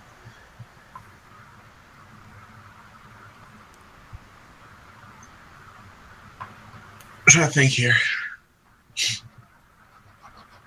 So I noticed I'm not going anywhere, right? Yeah, you notice you're not going anywhere, and that there's some sort of magic spell that's got you in sort of like a loop, where you think you're walking, and then but you're not going anywhere.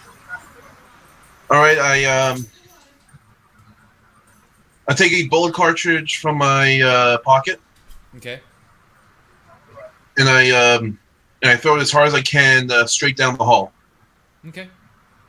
You see it fly down, and it goes, and it travels down away from you, almost like normal. And then I walk towards it. Okay. You walk towards it. It gets closer to you from your front perspective. I'm sorry, what? It gets closer to you as you walk towards it, All right. like normal.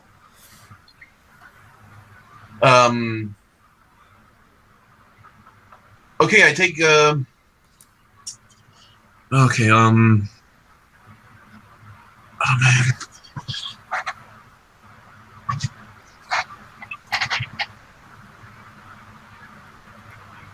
Okay, so I pick it up and put it back in my pocket. Okay. And as you do that, you turn around, and same thing. Looks like you haven't moved anywhere. You're back right at the end of the hallway. It's like the. Do I see like a dead end or stairs. something, or is it like or is it continuously going on both ends?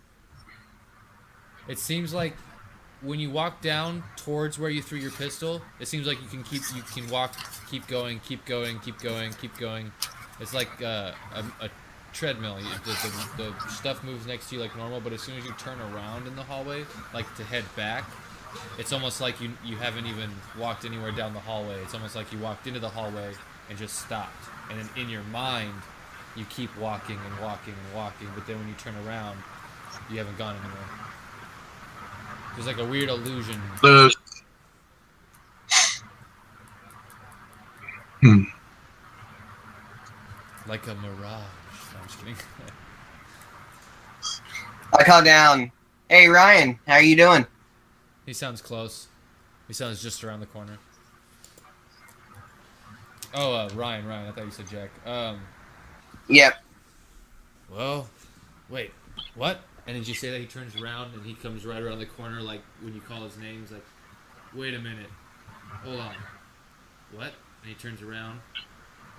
This isn't right. I don't like this. What's going on? I walked for like 20 minutes, and I passed a bookshelf 4 times. What is going on? Bookshelf, you say? Yeah, bookshelf. Take me to your bookshelf. Okay, and you follow him. You walk about 5 minutes, Right. and there's a bookshelf, and there's just decorative stuff on it, like a little elephant and a little vase. And nothing that seems there's like nothing really important on it. No books? Nope, no books. What is a bookshelf without books?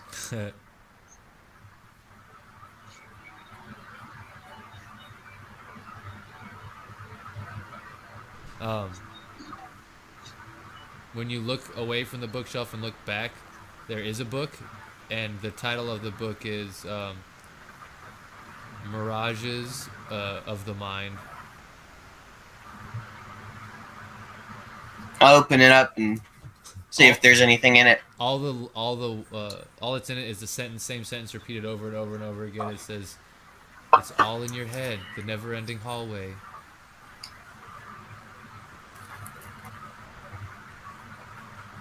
Hey, Ryan. I have a theory here. Have you tried walking down this hallway without your eyes open? Try walking down the hallway without your with your eyes closed. You want Ryan to do that? Yep. Okay, he goes, okay, I'll go down the hallway with my eyes closed. And he goes, start to walk down, and as you're waiting for him, go ahead and make an investigation roll of just, like, scanning the area around the door and stuff. Alright. That's a natural 20. Okay, as you're scanning the area, you start with, like, you want to move the picture to see what's behind it. As you put your hand on the picture, it's an illusion, there's nothing there. And you go to touch the wall behind it, it's a fucking illusion, there's nothing there. And then there's a doorway in front of you. Now that you've broken the illusion, you can see it. There's no longer a picture or a wall there. There's just another archway in front of the door. Alright. I tell Ryan, you're doing a good job. Keep doing what you're doing. Okay, I'm gonna keep going, I guess. Can I open my eyes? It looks like you're getting... It looks like you're going places right now. Yeah, I hope so. Don't worry. Oh, this is gonna be awesome. I lean over to the other hallway. Hey, Jack. I need you over here.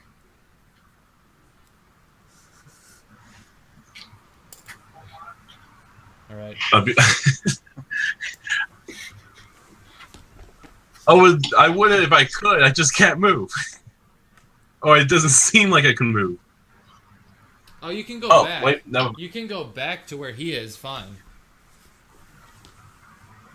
You turn around, you go around the corner, you see him Oh, there. this whole time I thought I was trying to get back. No, you were trying to go further down, and when you turned around, it's like you were already back. You hadn't gone anywhere. Oh, okay. It's you ever play the Mario game, the never-ending stairs, where you like walk up the stairs for hours? And Yeah, I know that one. Yep. I know that one. Like, it's like that. Yeah. Except without the soundtrack. Yeah, without the horrible soundtrack that gets stuck in your head. I mean, it's not horrible, but oh god. All right, Ryan, you can open your eyes. Okay. Well, it's the same bookshelf. No, it's a different one. Trust me. Okay. Now, do you want him to come back, or are you guys trying to leave him? No, he can come back. Okay. I didn't know if you were trying to leave him here or not. I found a hallway right here. Oh. Wait. How long have you known this hallway was here? Thanks to you, we've just found it. Oh. So not only do I kill the monster, but I also find the secret door. Looks like you guys Yep. need me after all. And he goes through the door. And then the next room.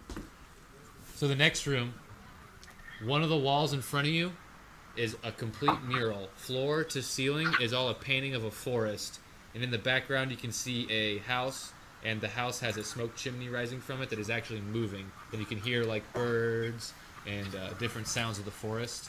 And to your left is a picture on the wall of inside a cabin, and on your right is another door with now 3 keyholes in it. I checked my pockets. Do I have an extra key? Nope, still only got 2 keys. And as you guys are in the room kind of looking around, you hear like a little bird sound, and you start to hear like a chop, chop, chop. And you're like, what the hell? And you get close to the mural, and you see a man out by the cabin chopping wood, and it's the wizard, and he basically brings some wood into his cabin in the picture, and when he enters the cabin, he takes out a key, opens the door, goes inside, hangs the key on a rack with a bunch of keys on it, and sits down. But you can't see him sit down inside in the mural. You see that from the other picture hanging on the wall to your right. So when you see him enter the cabin, you can see him from the painting on the wall. The wall is a painting of inside his cabin, and the mural is a painting of like the landscape around his cabin. So you can see him going in and out. So that's the only thing in this room is the picture in the mural? Yeah, and then the 2 doors, the one you came through and the one with 3 keyholes. And it's weird, like the painting seems to like move almost like real life, but in pastel brush strokes. Hey Ryan, I have an idea. You guys talk this out. I actually have to go to the bathroom and get a drink, okay? Oh, okay.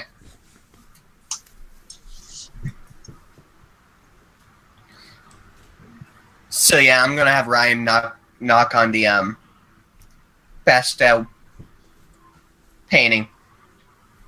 Okay. He is our test guinea pig. Mm-hmm.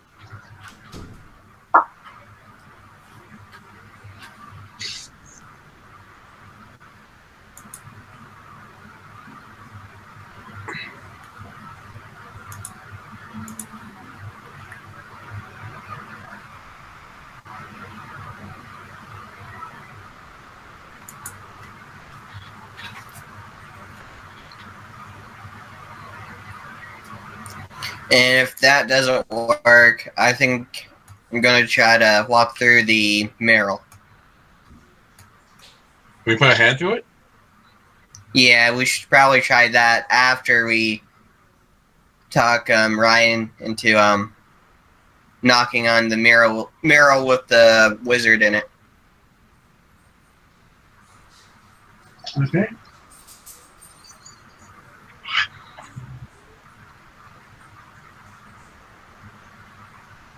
Because I feel like these could be like illusions, and we can probably just walk through the paintings, but I want to make sure first.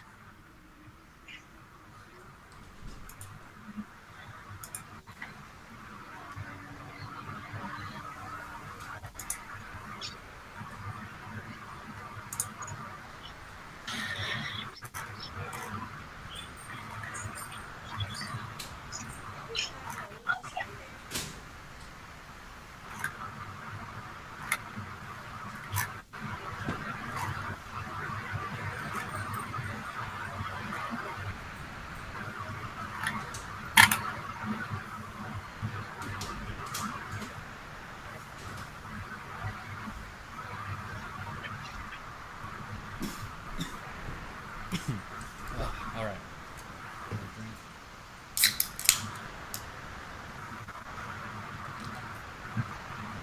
Did you guys take a break too? No, we're here. Oh, okay. Yeah, we're here. If you guys need to go get a drink or anything, you can. I'm just gonna grab a Sprite. Okay.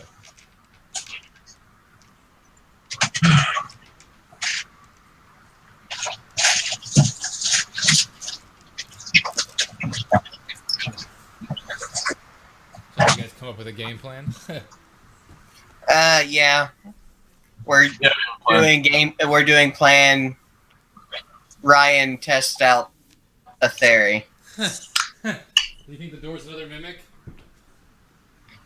Well, first we're gonna probably have him knock on the mural, not the mural, but the painting with the wizard in it. See if we can get the wizard's attention, and then, if not, probably ask Ryan to walk through the mural. Oh, wow. You figured out you can walk through the mural already, right? Yeah. Nice. Trying to figure it out. Nice. Yeah, you definitely can walk through the mural. And how did you want Ryan to try and get the wizard's attention or whatever? Just, like, knocking on the door, but instead of door, just knocking on the painting. Oh, okay. He goes over to it and kind of knocks on it. Hold on one sec. All right.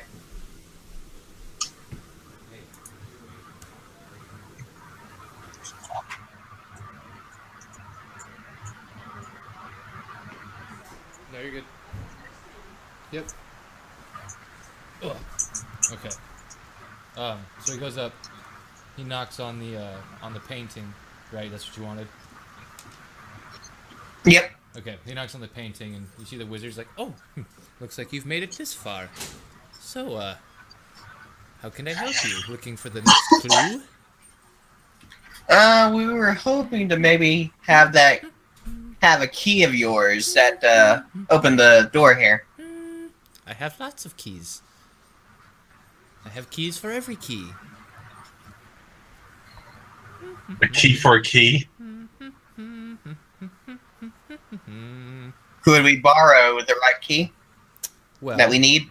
what is made of keys but cannot open any doors? That's the question.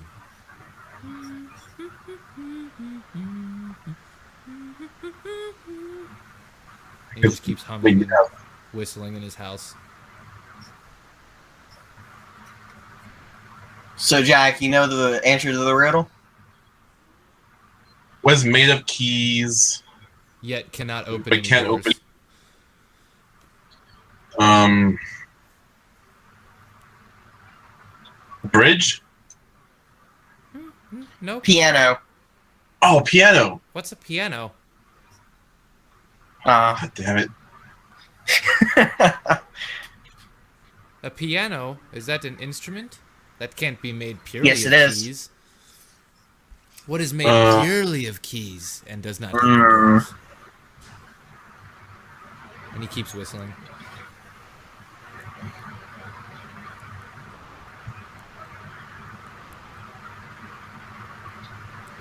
I could say tunes, but The tunes, you say? yeah. Like a kind of music.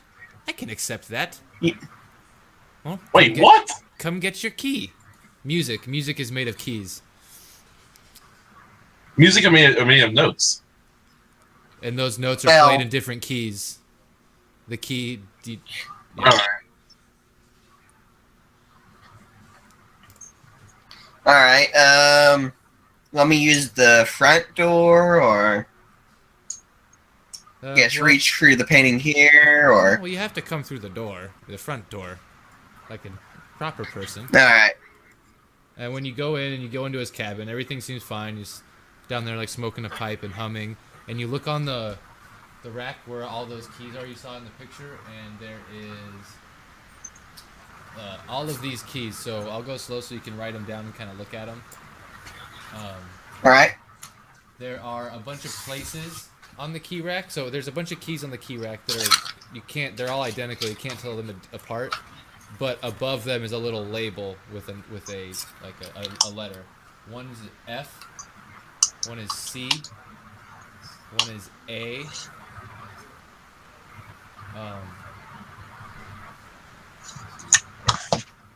Whoa, wait.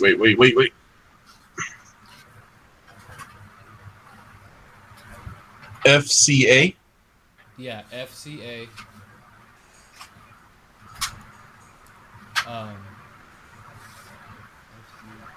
B. G flat. G? Yes, G flat. D flat. A flat. E flat. And B flat. And there's 3 spaces in the label that are missing with empty keys. These have no keys under them, and it is D, E, and G. So which key do you take? And you can ask questions. I know it's a lot of information. Well, you said D, E, and G, right? Yeah, D, E, and G are labels that have missing keys, but there's also the G flat, and D flat, E flat. Those have keys under them because the flats are actually different. Okay, These are all the I different look at keys Solomon. for music. The major keys. A. I look at Solomon and point to the Desert Mirage. Yeah. You take the A. A key? A. Okay. You take the A key. And he goes, well, you must be on your way. Looks like you have all 3 keys you need to open the door. I'd hurry. And as you're leaving the mural, you can hear like howling, like wolves in the distance and stuff. And like the moon starts to come up and the sun starts to go down. This cool like pastel color turns like this cool like pastel color. I take off. It turns to like a Van Gogh type painting. And as you guys leave, yeah, there's no danger. There's nothing you actually fight here. It's just it's just to show you that you're done. And it gets to a weird swirly like Van Gogh impressionist type painting. And you open the next door. It's not a mimic. It's fine. And you guys get through. Okay. The next room, you see.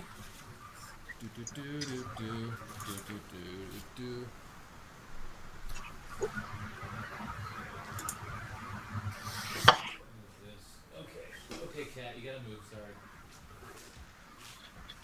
Sorry, cat.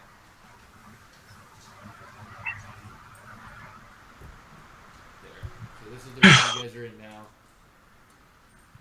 Where did you guys go? Just wondering, is this like one big piece of paper that you have, or is this like a plank, like a big plywood? It's a giant piece of paper. It's a roll of square, 1-inch square graph paper. Okay. So just in front of you, you guys can see there is, to your very far left, actually, I'll start there, is another water basin, much like before, except this one looks more ornamental. It's the same size, like a little, almost like a deep bird bath kind of like looking thing. But this one looks like it's not necessarily made to like wash your hands. There's like places on each side where you like set your hands and kind of almost like look into it. And then in front of you is a statue with one hand out and one hand closed. Beyond that, in the middle of the room is a pedestal with nothing on it. And then on either side of that pedestal are 2 other statues. One has 2 hands out, and then the other one is flipped around facing the wall. And beyond that is, so over here, up here, is another red door with 4 keyholes floating about 60 feet up in the air, just stuck onto the wall. And then on the floor level, where you guys are, is a little cubby, like carved into the wall underneath the door, that goes in about 5 feet with 2 cranks in it, like cranks that you would crank around and it might do something. So the statues each have names. The one with one hand out and one hand closed is Charity. The statue with 2 hands out is Greed. And the statue facing the wall is Truth. No, that's basically all. Oh wait, are you just telling us the name, or is it written somewhere? It's What do you mean? Is it written somewhere, like in the walls, in the room? No, I or- mean is it like the statue's on a pedestal? Does the pedestal say charity, and then like on each for each statue? Each statue has a little plaque at the base of it that says charity, greed, and truth. Okay, I go up to charity. Okay. I take out a coin from my pocket and place it into its open hand. Nothing seems to happen. All right. That's a good guess. It is a good guess. It's a good guess. And you can for now I just leave the coin there. okay, you can make investigation checks and perception checks at this point to try and get more clues based on how well you roll. So it'd be a D20. Oh wait, what hand did you say was open? Which one was closed? On charity has one hand open, one hand closed. Which hand? Which hand is open? The left hand's open. The right hand's closed. Okay, I go to the left. I go to the left fountain then. Okay, you go to the left. The fountain to your left. Yeah. Okay. To charity's left. The side with the open hand. Oh, you go to the other statue. The greed. No. Well, wait. Hold on. Sorry. Yeah. Where's the fountain? Sorry. The fountain is like a water basin, kind of to your left of the room, and then around the pillar in the middle are these three statues. So I'll show you on the map. Okay. I'll just point to stuff real quick. Yeah, go ahead. Move you guys off real quick. Here it's really small, but this is like the little place where you would wash your hands over here. This is the charity statue. This is the greed statue. This is the truth statue, and then this is a pedestal in the middle, and then this is where those two cranks are that do some sort of mechanical function, and there's a door floating above those. Okay. Because I go over to the fountain. When you look at the fountain, it's almost like a Sears thing, like you could see something in it, and what you see is a wall. You just real close-up image of a wall. Okay. So, first guess, the fountain's connected to truth.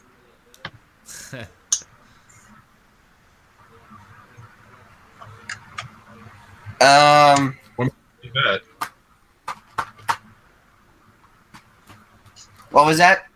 Ryan goes oh, sorry. Sounds like you're... What was that, Jack? What makes you think that?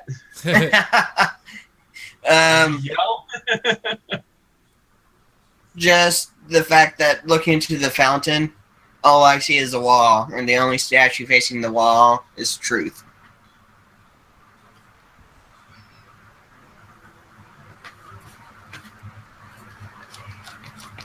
Ryan. Okay, so truth is facing the wall while the other two are facing inward, right? Yeah, the other two are facing the pedestal.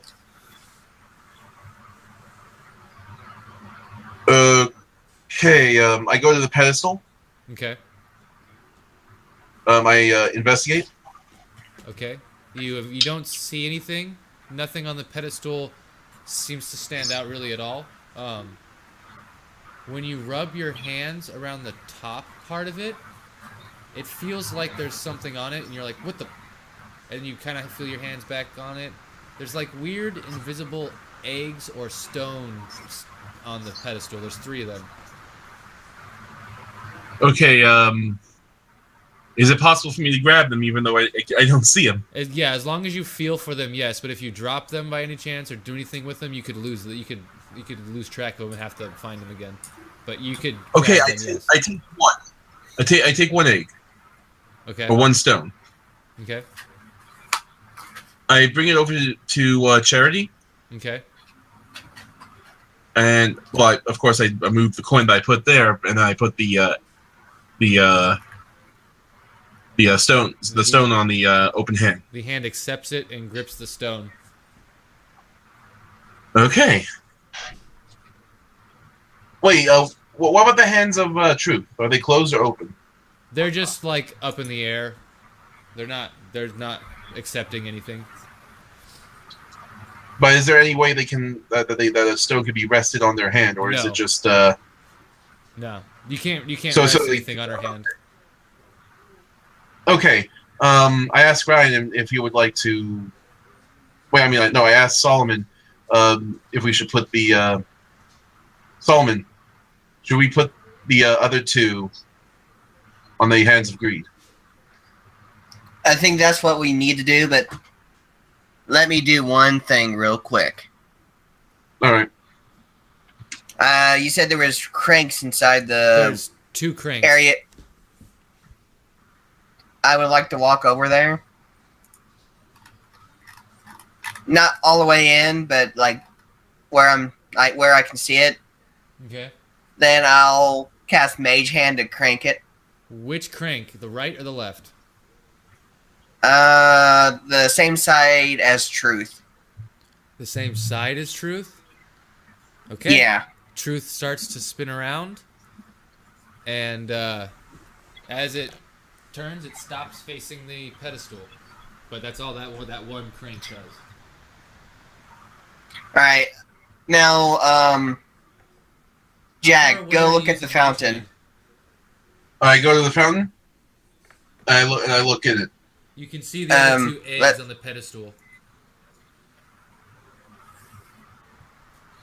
I cast it like 20 feet away. Okay. And Ryan's trying to turn Truth around as you start turning the crank. It starts to turn. He actually thinks he's turning the statue. Now, use my Mage Hand to use crank the other crank. See what that does. Okay. You have not put the other 2 stones anywhere yet. They're still on the pedestal, right? Yeah. Okay, I just want to make sure because I want to. Okay, so as you start turning the crank, I'm gonna just use these. You start to hear like a grinding sound, and basically, stones start coming out of the wall, and it creates this step ladder that goes up to the door. And you see the ladders start coming out. It seems like, yeah, cool, awesome.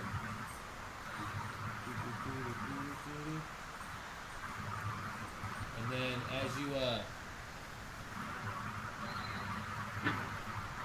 see the one that comes out for this main one, the walkway here Yeah. comes out just in front of you. A weird, like, sloshy pink goop, like, sloshes down from the bottom of the plate that drug out underneath the door. And it's like this nasty, oozy, pink, sparkly mass of gelatinous liquid in front of you. And I'm going to need initiative. Alright. It's supposed to trap you in that corridor, so it's a good thing you use Mage Hand.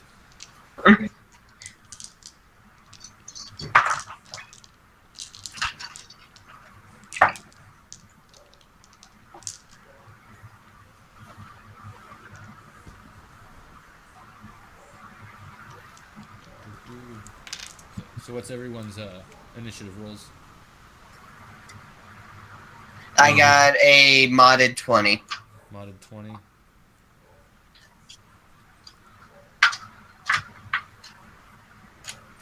Ryan is a 6. He rolled. Wow, okay. Monsters is 16.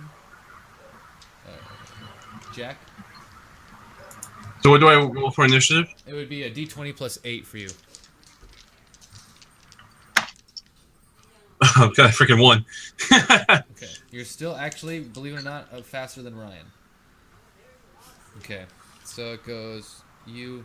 Okay, Damn it, Solomon. Ryan, you fat fuck. Solomon, you were first. Alright,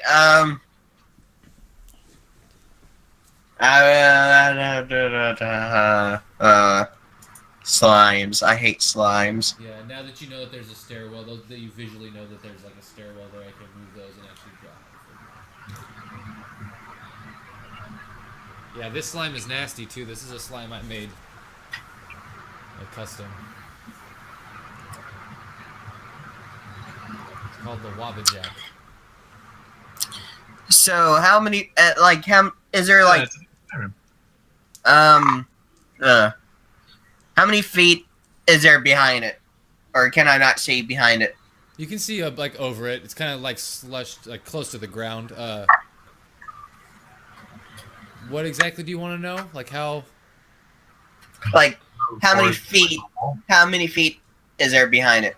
Behind it, it's literally almost up against the wall. There's a 5-foot little cubby that you can push part of it in. All right. Oh man, I could. Yeah, the So room's we would designed to need- make you up close with it. So did the stairways just disappear? No. I just moved it so the fight wouldn't. It wouldn't be Ah. hard to move through the fight. The stairwell is still there. You guys can climb up and try and avoid it completely. It's possible. You guys don't have to fight it.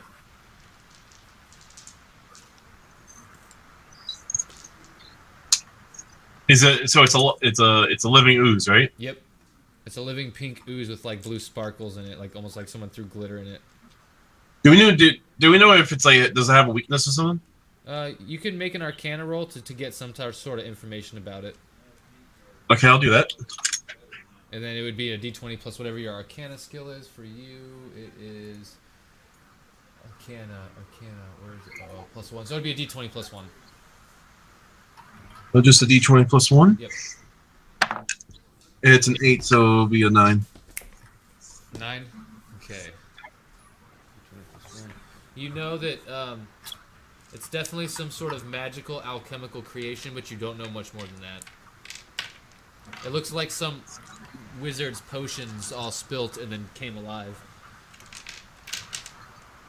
All right.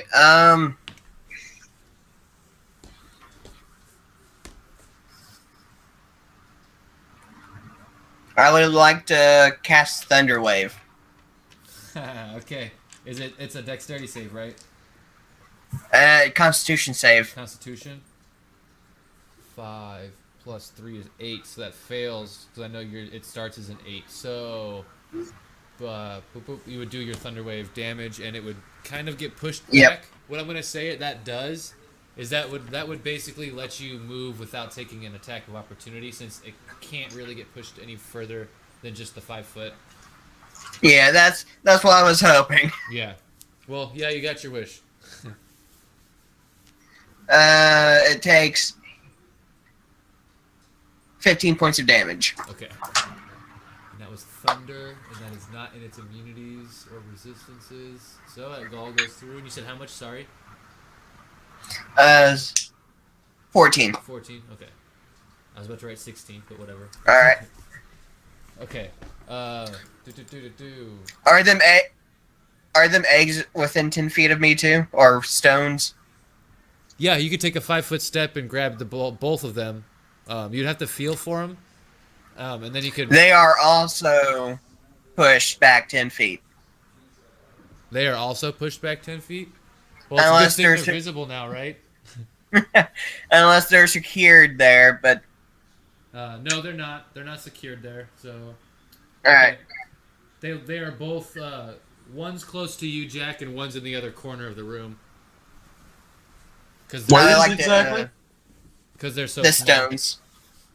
And you can see them in the basin. Like, you can see them get blown off the pedestal and get knocked where they go.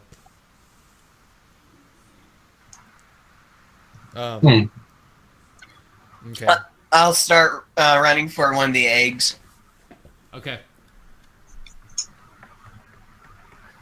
Boom, you got it. You have one with your movement. Do you? Oh, and you already did Thunder Wave, so you have a bonus action.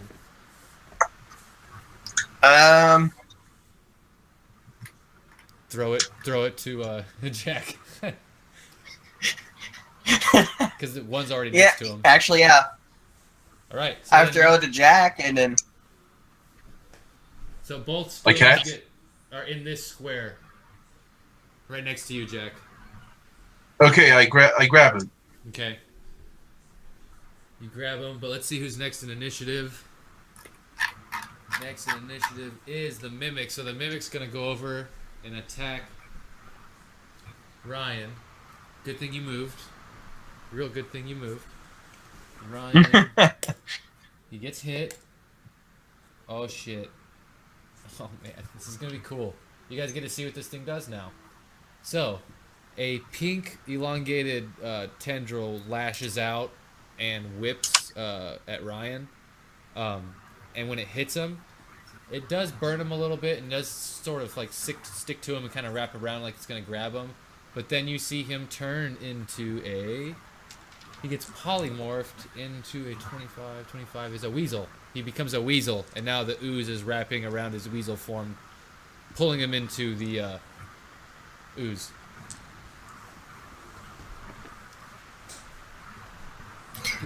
Alright. Oh god. He's now a little weasel. Because you're probably gonna... Jack, it is Jack's turn. Probably needed them eggs. Oh man. As you go in that corner of that room, Solomon, you can see like some clean daggers, clean boots, or a clean pair of boots, like a leather tunic, almost like one person just completely disappeared and left completely clean gear. And then it's Jack's turn. I'm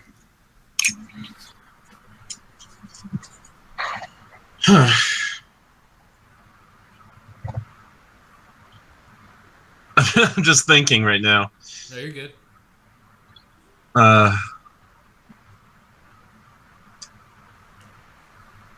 So wait, I keep noticing like every room has a fountain. Well, almost every room has a fountain. So far, these are the only two that have had them. 5 rooms. Is there anything special about the water? Well, in the water, you can see... Using the water basin, you can actually see the stones on the ground. So that's what you're using to see where they are so you can pick them up. So you kind of like look at the basin, and you see them on the floor next to you, and you kind of like feel on the floor, and you grab them. And now you have them. You have your whole turn.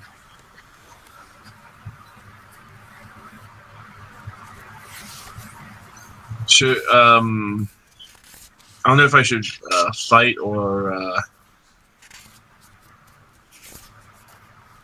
Well, you do have the 2 stones, so you can either... I do. Give them to someone else, keep them on you and fight, or put them in Greed's hands, or put them back on the pedestal. I don't know, it's up to you.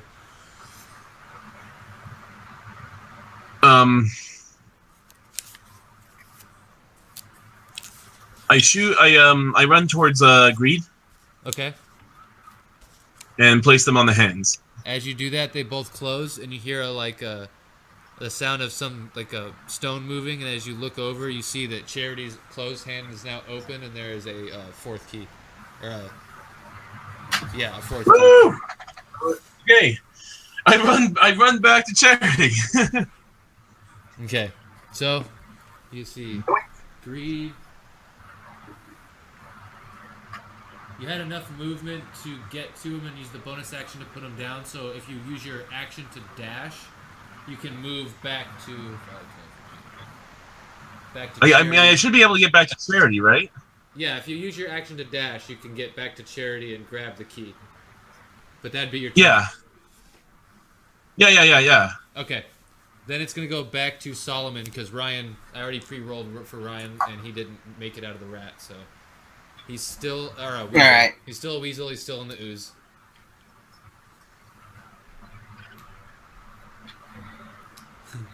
I start making my way up the stairway. Okay. I'll make my full movement, then look over and do like a firebolt. Firebolt at the... Okay, go ahead. That's a natural 20. Nice.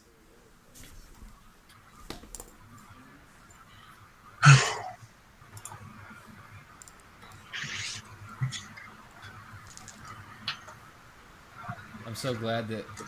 You know what's funny? Every time I run this module, the NPC that's with the party, because I usually have one NPC with the party, just because when I'm testing, I usually do that to warn of dangers and stuff when it's new, and I don't know if it's overpowered. But they always seem to get killed by this ooze. So I got a 2 on my dice. So do I guess double that?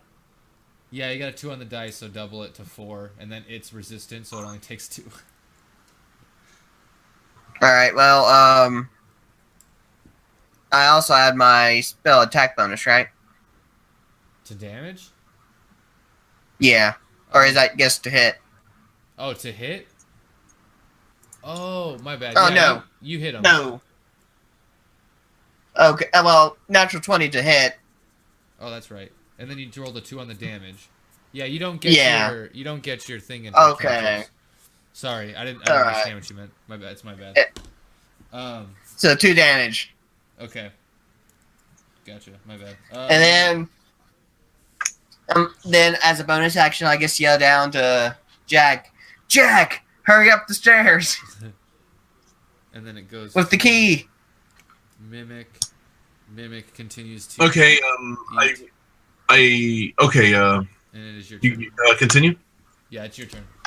So. Okay, I run to the bottom of the staircase. Okay, that's the bottom. Okay, I pull out.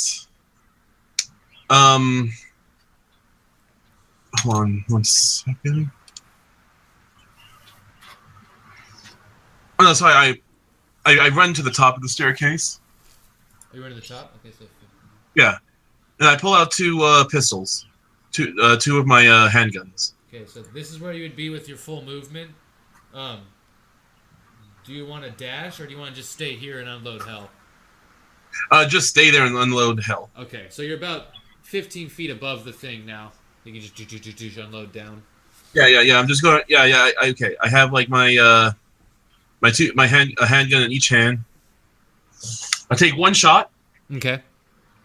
With 1. So it's gonna be a D20 plus 7 for you.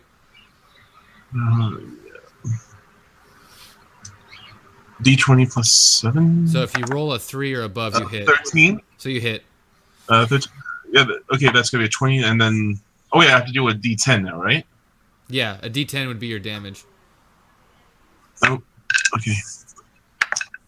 Hold on. 1.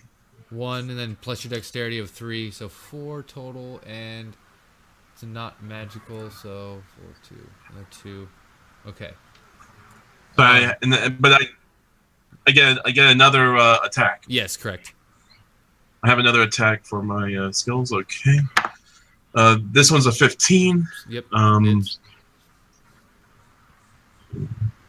Okay, so 9. 9 damage. All right. Is that a 9 on the dice or? This is 9. This is 9 damage. Okay. Okay, got it. And that's 2 attacks. You have a bonus action if you have anything you can think of that you would need to do, which they're like minor things like opening a door or throwing something to someone. Oh wait.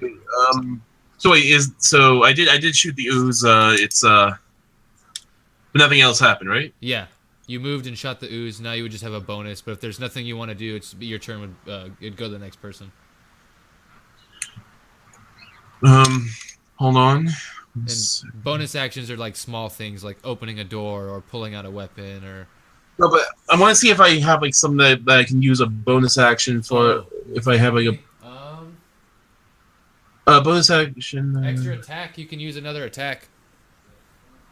Yeah. Hold on. No, but the extra attack I already used because I already used the extra attack, didn't I? Yeah, but this would be your bonus action extra attack from the crossbow expert that you have. The after attack with one-handed weapon. Choose a. Okay. Yes. Yeah. So okay. And then I draw my rifle. Okay. Take aim and shoot. Okay. That'll be a 3. Okay, so not it's 3. That would be a 10. That hits. That's its AC. Okay, so it's a hit. Yep. Oozes are really easy to hit. And that's a 5. So you rolled a 5. That's plus 3. Makes 5 it damage. 8. Okay.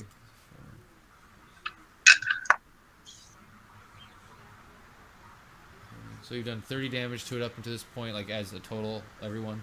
And it is going to be Solomon's turn after that. Because Ryan tries to get Alright. away, and he fails. Okay. He's a weasel, so he's using weasel stats. Alright, before I go, Dave, don't forget you do have your gunslinger abilities you can do if you need me to let you know what they are. Yeah. Wait, hold on. It's probably a good Okay, thing okay, you're what not am I using built? them just yet, though, to be honest. This is the... Well, still, he has something called Quick Draw that I forgot to look at, but he adds his proficiency bonus to his Initiative. initiative. Oh, okay. That wouldn't put him any further, though, because that would just make him... Yeah. He'd be in the same spot, so it's okay. But I'll remember that. So his initiative is an 8. It's... Well, well, isn't that like with me drawing my my rifle? Like, doesn't that count as a quick draw? Yep. 9... Because normally it would be like a bonus, right? Yeah, you have a plus 12 to your initiative when you roll initiative. Hmm. He gets his proficiency, which is 4. He gets the 5 from alert or whatever, and then he gets the 3 from dexterity. It's gunslingers are crazy. Yeah, that's pretty dope. Okay, anyway, sorry, getting sidetracked. It would be Solomon's turn. 14 to hit. Yes, that hits. Alright. 6 fire damage. Okay. 33. All right. And that's it. Okay. You can hold your movement if you want, if you would like, until the door's open. Alright. Yeah, I'll hold my movement until the door is open. You see the weasel form dissipate. Because it should have dissipated last round, but I forgot. So it disappears, and you see the body of Ryan in there, and he's sort of like deteriorating and acid-like, and now he starts to like squirm, but he's having a hard time getting out. Then it goes to Jack. It's Jack's turn. Don't you die on me, Ryan! I reload. I reload my my rifle. Okay. Oh wait! What do I do about like reloads? Like, does that count as an action? For you, since you have the capsule things, instead of doing full black powder, you have capsules you just drop in. Yours is an attack. So whenever you could do an attack, you can instead reload. Okay. So it means I can like reload, attack. So it means I can like attack. Wait. Reload, attack, and reload, right? Yeah. You'd be using your bonus action, but yeah, you'd get to do that and move if you wanted to. Okay, so I'm going to reload, and then I shoot. Okay. So go ahead and roll. And those are 19. That's obviously okay. And a 2. And go ahead and add 10 to the damage because you would be doing sharpshooter once you realize this is really easy to hit. So 2 plus 3 is 5. That's going to be a 12, right? Well, I'm going to go... You rolled a 2 plus your 3, which is 5, plus 10 from sharpshooter, which is 15. Okay, yes, it's 15. That brings it to 40 damage. Oof. Yeah, that's not enough to kill it. It's still got a good amount of health. It seems to be pretty hardy. And then I make my last move, another reload. Okay. So you have one reloaded pistol. Okay. One reloaded rifle. I'm using it all with rifle now. Okay. You see him almost claw his way out now that he's in human form. He like his hands break free and his mouth kind of comes out of the ooze and he goes like help. And he like gives up and kind of like sinks back into the ooze and almost goes lifeless. Then it is Solomon's turn. Alright, another firebolt. Okay. Do you have anything else besides firebolt? I do, but I don't want to waste the spells. That's smart.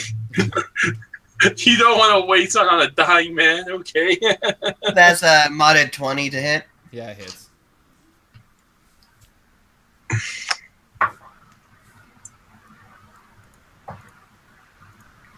That's 4 fire damage.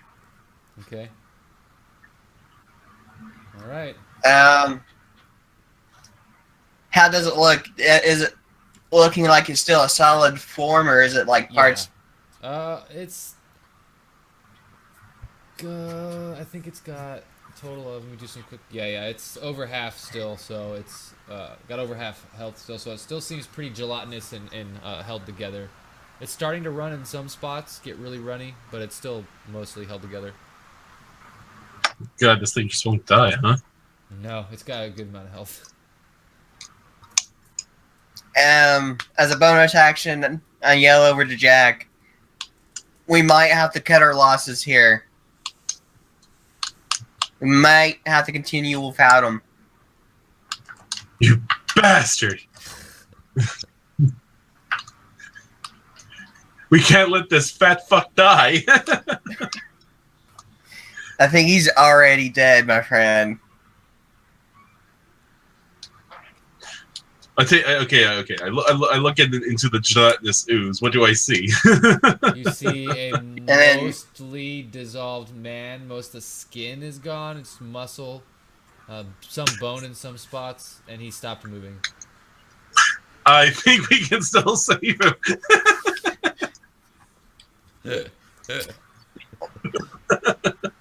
You notice that the equipment doesn't seem to be melting at all, though. It's just the organic material.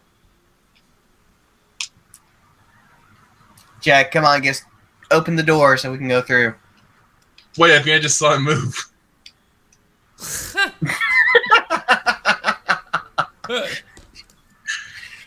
And that would be my bonus action.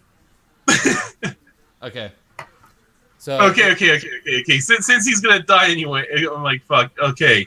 God damn it. Well, it would be the mimic's turn next, and as on its turn, you see the mimic literally start breaking him apart. Like a part of his leg comes off, and an arm comes off. His jaw separates, and he's starting to just turn into nothing. I think he's still alive, guys. I think we can put him back together. You have a kind heart, my friend, but I think he's too far gone.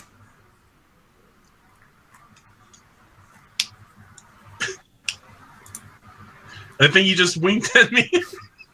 No, I think he might just be delusional. I think the tower is driving you insane.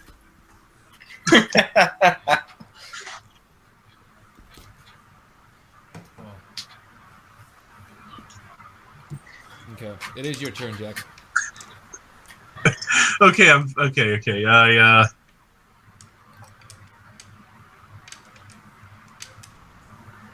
I walk up the stairs.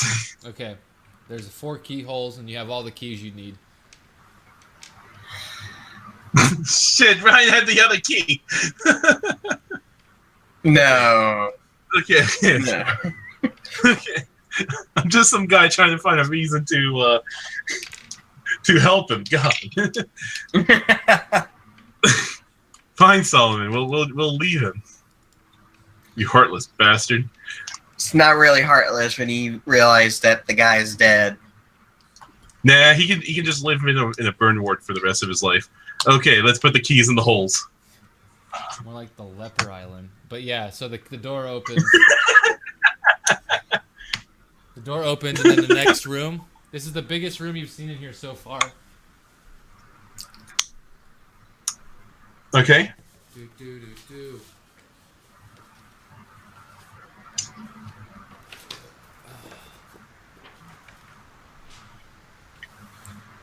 Hey, Toby. Hey, Toby. What you looking at? And when you enter What are you looking at? room, it's basically this walkway right here. Can you guys hear me still? Yeah.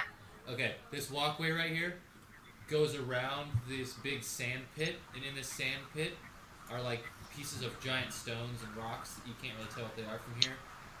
In the middle is a raised platform at the same level your walkway is, with a gate in it, with nothing in the middle. It's just like an empty gate. And along the wall is a huge mural of like war and stuff like a warfare. It's like a big war depiction. There's like pestilence and it's like all the phases of war. And then on the at your feet on the stone reads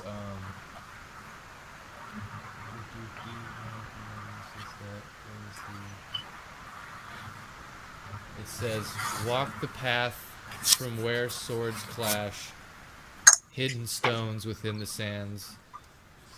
Now watch your step and try your best. You wouldn't want to make a mess. Do you see what my eyes see? This deadly path of victory." Want to type that all in chat? I am. Yeah, we can barely hear you. Understand. All right.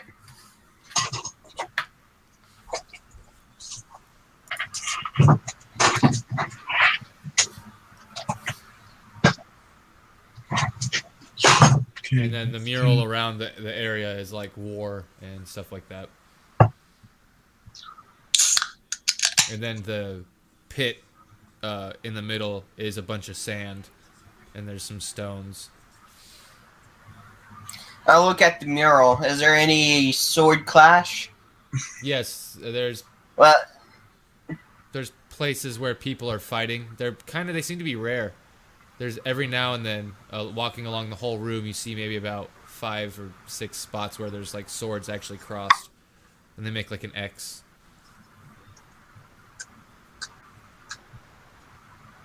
what about the stones? Make a perception, because you can't. I mean, you could go maybe investigate them if you want, but you gotta. If you No, want, I want to stay where I am. okay. If you look, then it'd be perception. That'd be 15. Okay, a 15. One of these stones, this one over here, right here. Yep.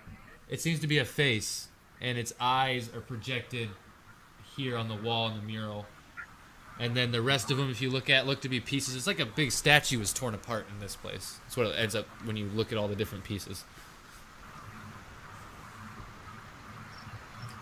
And then that statue looking at I run to the corridor where to the spot of the corridor where the face is facing. Okay. So you go around here. Boom. Okay. Pretty much. So you can tell that this kind of seems to be where the mural kind of culminates, and there's like a lone man on a hill, and there's like forest separating them. You see the hill, and he's on it, looking up at the moon on his knees with his like hands down in like he gives up, with his swords down, his weapons at his feet, like he is tired of war. That's like the spot on the mural, right? That's the spot on the mural where the eyes of the broken statue are facing. Okay. When you're feeling the mural, do you brush your hand along the swords at all, like where they clash?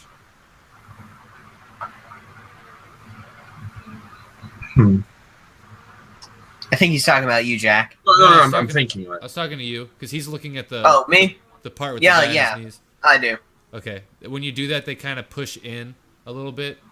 So when you click, stones raise up out of the sand, make sort of a pathway.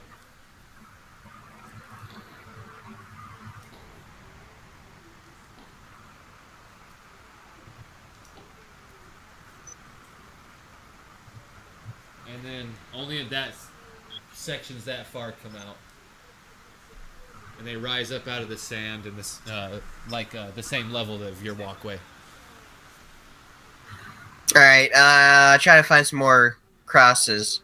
Okay. Or sword cross. There's a bunch more you see, like the 5 or 4 or 5 more of them. Do you push them all in Yeah. just to expedite? Okay. As he's doing this, when he clicks in the last one, where you're looking with the warrior on his knees looking at the moon starts to kind of glow and like shine a light down on the warrior. Which one? The one you're looking at, the guy that's on his knees on the hill. Okay. There's like a moonbeam now, like kind of illuminating him. Is there anything, any part of the like? Is it just shining on the whole guy, or is it just like shining on a certain part of him? Just the whole, basically, just like the whole guy. Like it's like, just like he's in a ray of light, like caught in a ray of light. All right.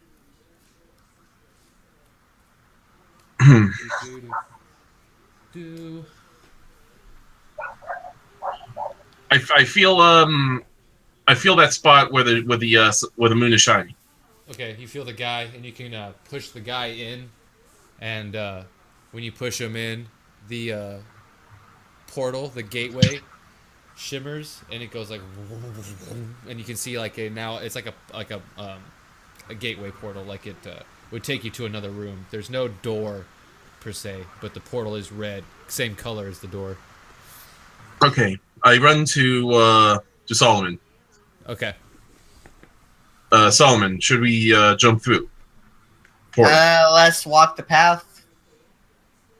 All to right. Get there. We walk the path to get there then. Hold on, let me check one thing.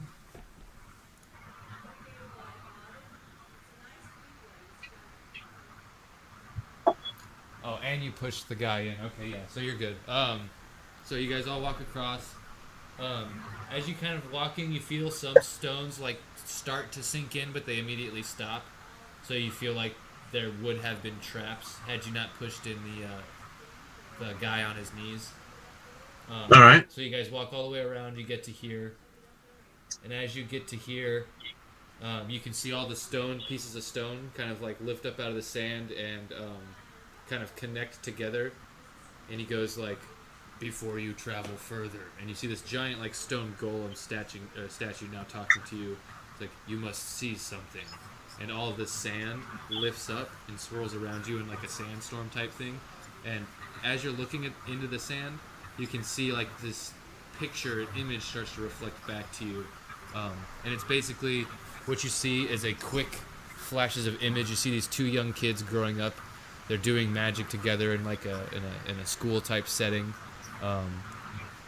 Basically, one of the kids gets really, really smart, and he grows up, and you see him. He's Elgin, one of the mages that made this tower.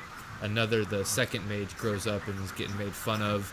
He gets a job where he's not really taken seriously as a court mage. Turns to darkness, makes a pact with a demon, and you see like the skies turn all dark, and he starts to raise dead. And then it shows Elgin with a group of people killing him and taking like a piece of his jewelry, like a necklace type sort of thing, and keeping it hid away. Like he takes it and you see him placing it on a pedestal, and then it pans out and you see the monolith, and then the sand all drops, and the stone statue is now collapsed again, but this time like in a pile, and the gateway is still open, but the sand has all fallen, and you feel like you may have gotten a slight glimpse of why this tower was made. Just a slight glimpse.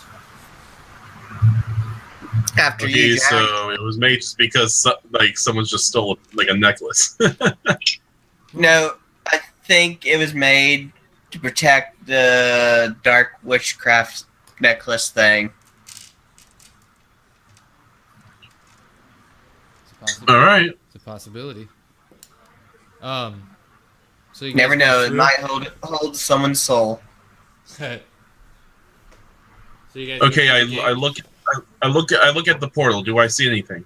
No, it's just a red colored portal, like weird. Can't really make anything out other than colors and shapes. Okay, Solomon, would you like to use your mage hand for it? Test it out. I'll walk through. All right. I follow behind you. Actually, for this one, I'm going to use the different angle, I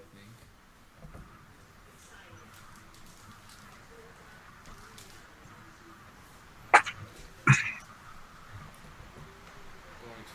this other angle looks like real quick. When you go through, you do end up seeing like these weird pathways, and it's a weird corridor, but you don't feel enclosed because when you see anything other than the path you're walking on, looks like space.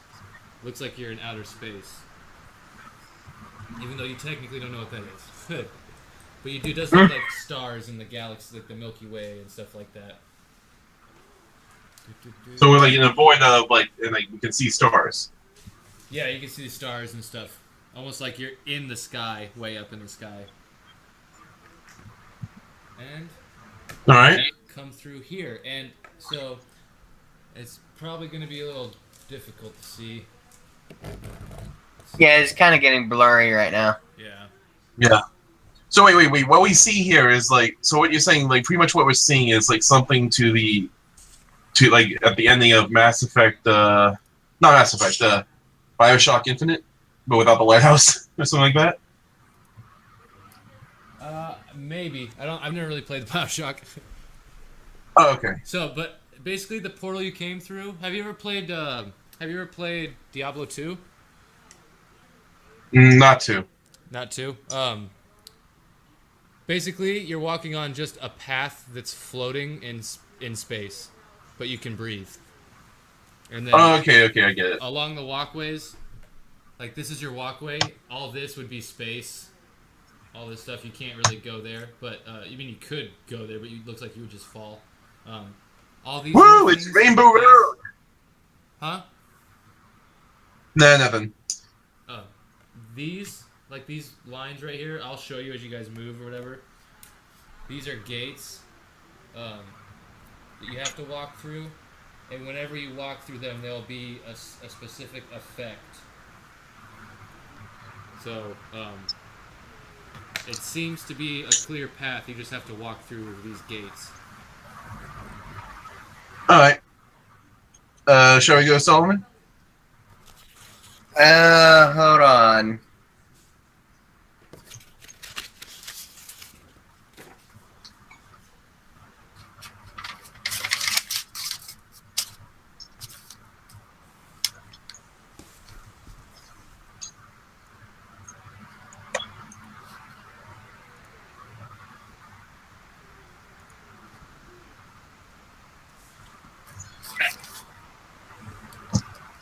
Yeah. You can go ahead, Jack.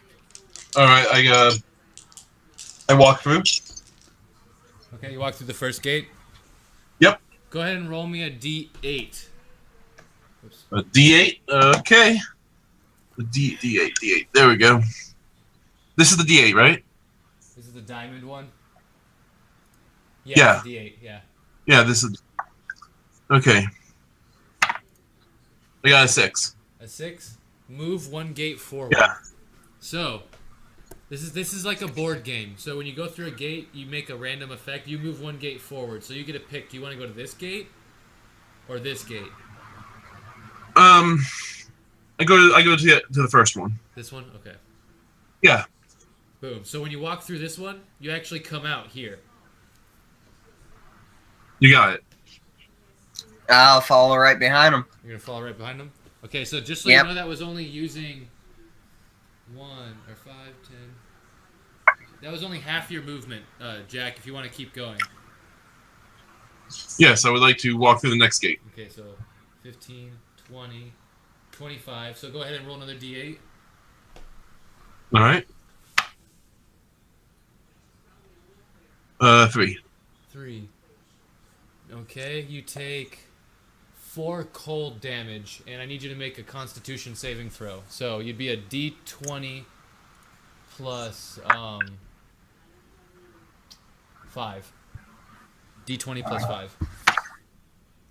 5. 9 plus 5. Okay, 14. 14. So you actually lose half your movement, so you can't progress any further. That's where you end up, right there. Wait. What damage did I get? 4 cold. 4 cold. Okay, so I'm at 68 then. Okay, now it would be Solomon, your turn. All right. I'll walk through the first gate. So So okay, so go ahead and make a D8. I got a 2. A 2. You heal a D8 hit points, so I'll roll that, and you get 1 hit point back. All right. If you're full, you gain a temporary. But I always want it. Lucky you. Oh, is it temporary? If you're already full. Oh no, I'm not. Yeah, so then it's just healing.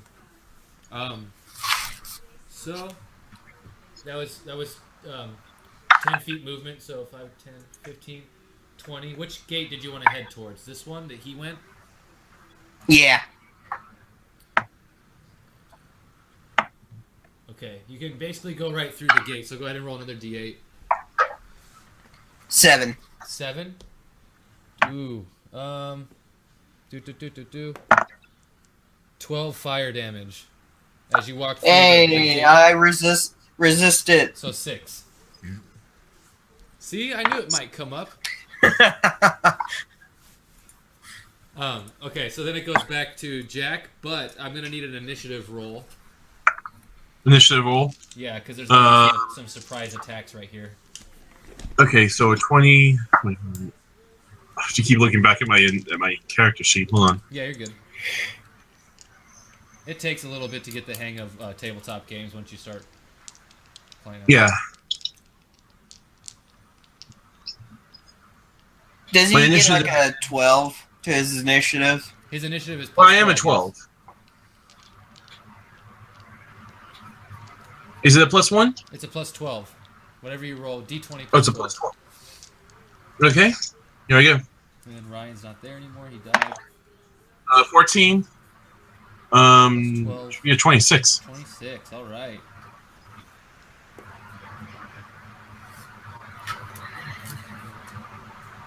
All right. And Solomon?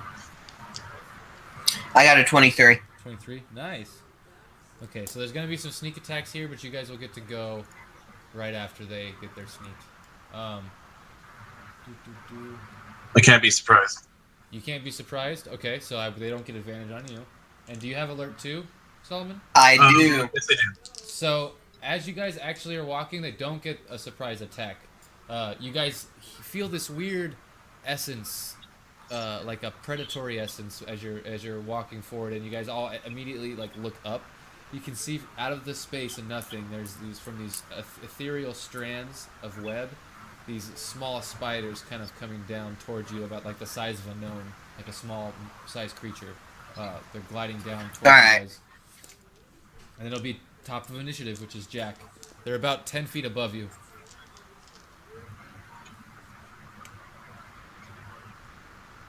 How many are there? I'll put them on the map, actually. You can see Do we know how big they are? they are small size, so they're about the size of a basketball.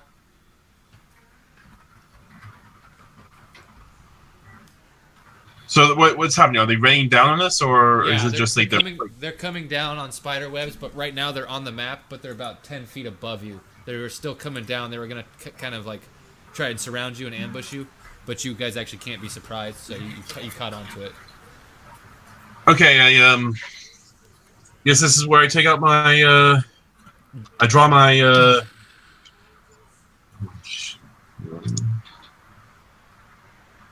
yeah, I draw my short sword. Nice. Whoops. Okay. Ready for ready to fight whenever, you know. Yep. Okay, so now I just but yet they can't they're moving slowly, right? They're like On their webs. can we just pass by? On the webs, they're coming down pretty slow. Yeah, they were trying to be stealthy. Okay, so I walk through the next gate. Okay, so you walk through the next gate. Roll a d8. All right. So you walk through this way.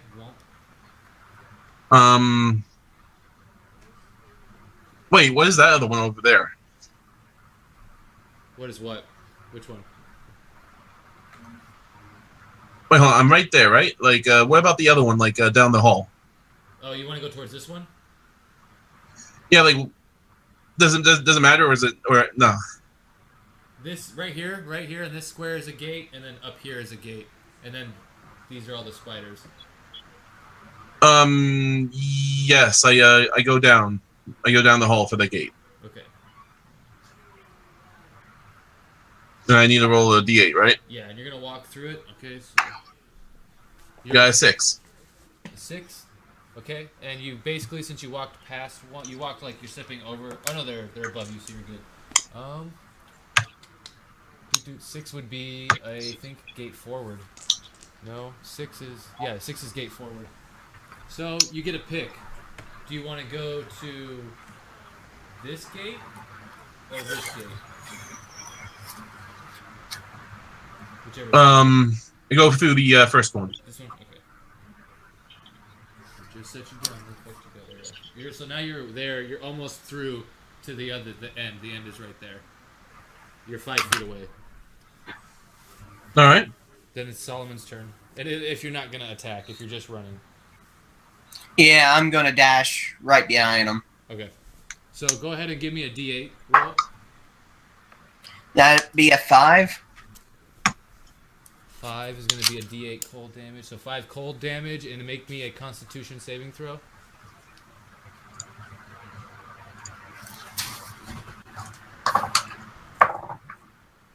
That's a natural 1. Okay, so you lose half your movement. So you take 5 cold damage, lose half your movement, and now you can only go 5, 10, 50. You can get in the same square as one of the spiders above you. Yeah. You're going to stop there? Yeah. Okay. Then it's going to be their turn. It's going to come down, land.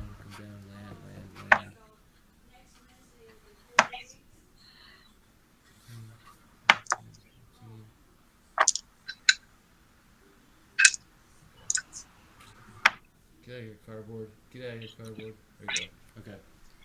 You're going to have 1 attack on you as it comes down. And it rolls Alright. 2 on the dice, so it doesn't hit you. Now's where it gets interesting. Goes back to Jack.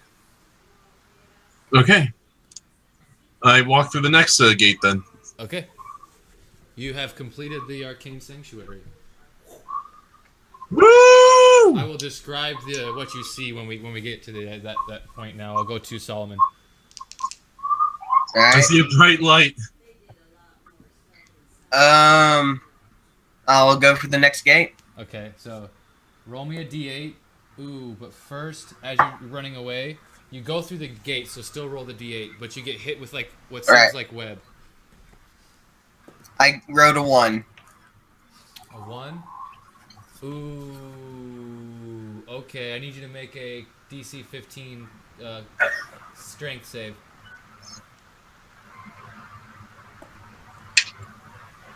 Alright.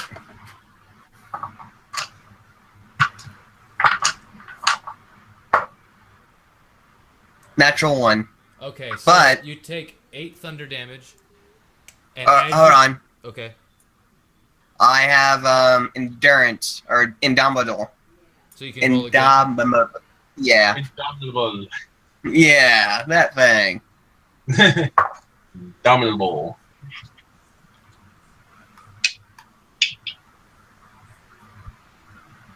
That'd be a 12. Okay, so you still take the 8. And as Alright. you go to walk through the next gate, you feel this web strike your ankles, and it like sticks your feet together, almost like they were chained. And you hit the gate, but it turns solid, and you hear like a almost like your thunder, and you get knocked back out into the void of space, taking the little spider clung with you. And you actually end up killing this spider, but you are back at the start. Okay. You fell off into the void, Do falling not past not forever. It felt collect like. $200, Solomon.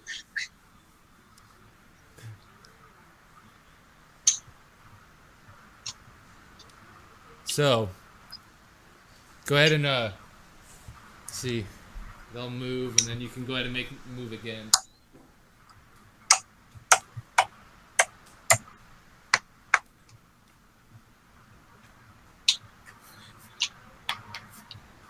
Okay. You're gonna go through the first gate. First I want to stand in front of the first gate. Okay. Can I see the spiders right through the gate? Yeah. I want like a thunder wave. Nice. Go ahead. They all make saves, right? Yep. And it's how far away from you? Let's see. Each creature in a 15-foot cube oriented, so I can make a 15-foot cube. Oh, so you can hit. I want to them. capture all of them. Well, all of them but 8. So 3 of those. Okay. All right. And what was your DC?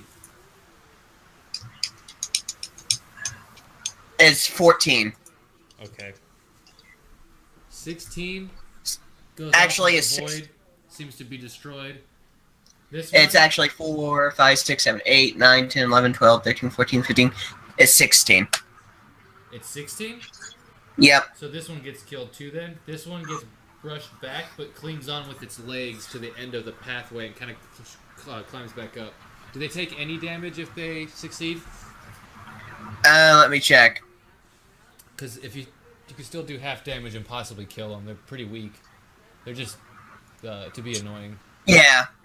Takes half as much. So how much damage did you do? It's 2d8. Okay. That's 7. 7. Okay. All right. Just got 10 hit points left. So it looks up at you and it kind of does this weird little hiss at you. And are you gonna walk through the gate? Yep. Go ahead and roll a d8. 6. Nice. Do you want to go to this gate? Yeah. And that is 5, 10. That's 15 movement, so you can go 5, 10, 15 with your base movement still. So that's how far you get. All right. Then it is gonna be their turn. Yeah.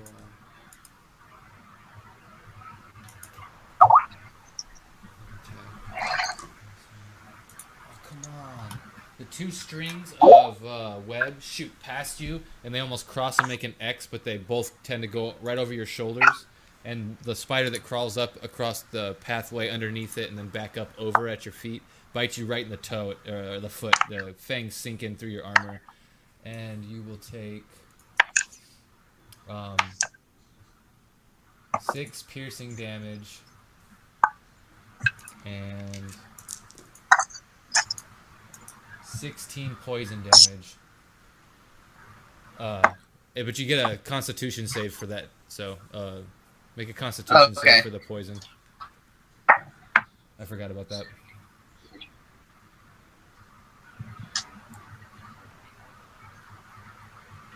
That'd be 22. Yeah, you're good. So you take half of the poison. So you only took it was the piercing, the 5 piercing or whatever, and then 16, 8 poison, and you're not poisoned. All right. But then it's your turn, because the other guys missed. They missed their web shots, and they have to recharge it. I would like to take a drink of that healing potion. Okay, so that's a bonus action. All right, it's 2d4 plus 2. Yes, correct.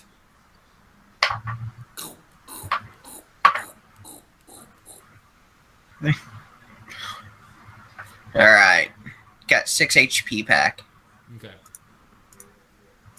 All right, now I'll move through the gate. Okay.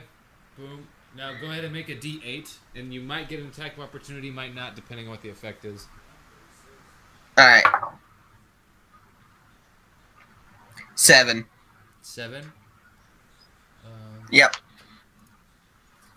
Okay, so it's gonna hurt you, but it might also hurt you take 5 fire damage, but so does the spider, because it's gonna try and attack you. Oh, and that's halved, right? Yeah, for you it's half.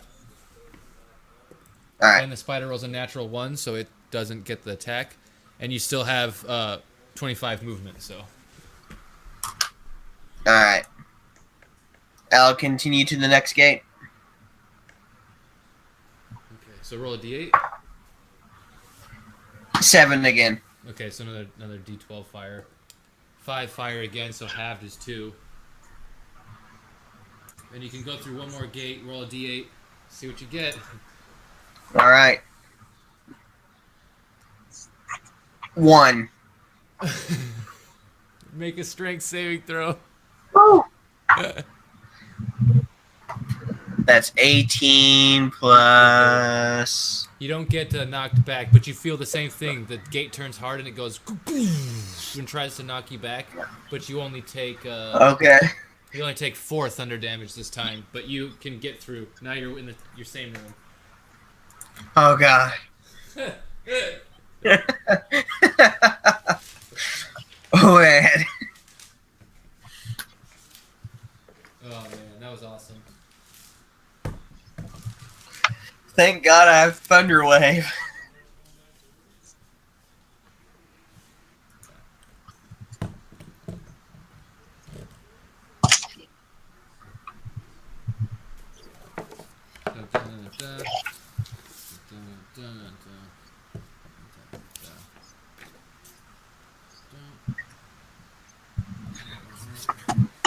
So you guys get into this area, and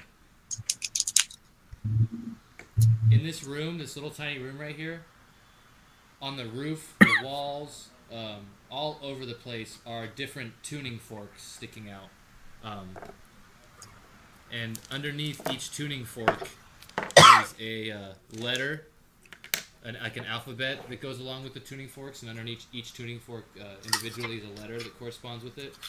And they're all in different languages, and each different language has... Really now?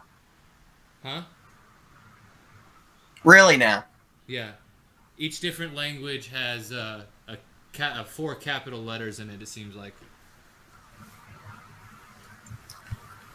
I would like to cast Comprehend Language. Okay. You can now read all of the alphabets, and in all of the alphabets, D, E, A, G are capitalized.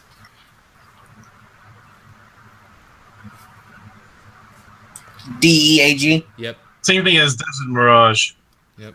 And now, but also, when you look down in the little hallway, it's almost hard to see at first because of all the tuning forks down this little 5-foot path. At the end of it is a mirror. And the mirror looks like it's pretty big. Looks like you could step through it, but right now it's just reflecting back to you. You can't see anything through it. And let's see, I think there's one more clue possibly. Oh yeah, on the mirror is written, "Here lies the last clue." That's all it says on the mirror. I'll go up to the mirror and look. That's all. It's you see the room. Oh, It's literally, "Here lies the last clue." It seems like he's meaning the mirror itself is the clue. Something about the mirror or reflection. And you basically can play the tuning forks however you, at your leisure. Try to open the door to the next place.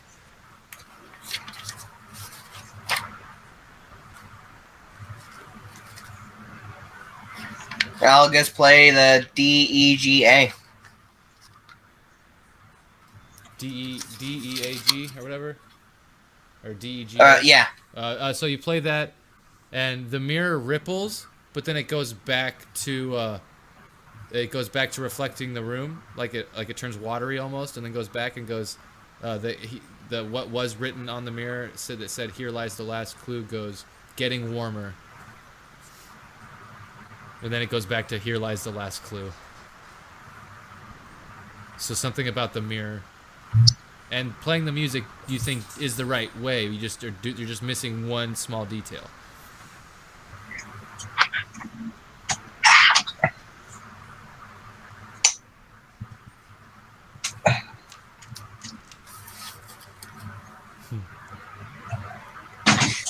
Too bad Ryan's not here.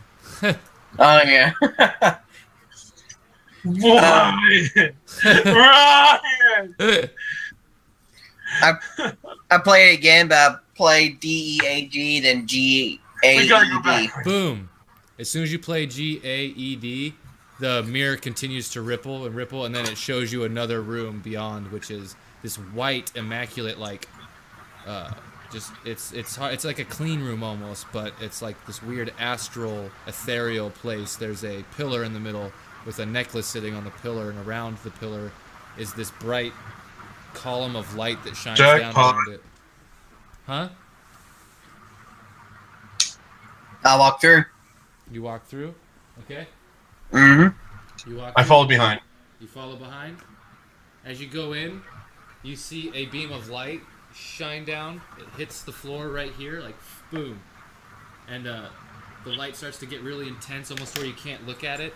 And then you have to like shield your eyes for a second, and you hear like a almost like a meteor landing. And as you open your eyes, you can see a large angel with, instead of angel wings, they're more wispy energy, like kind of like Diablo, but they look more like a wing than just wisps of energy. Yeah. But they're made of like astral, ethereal energy.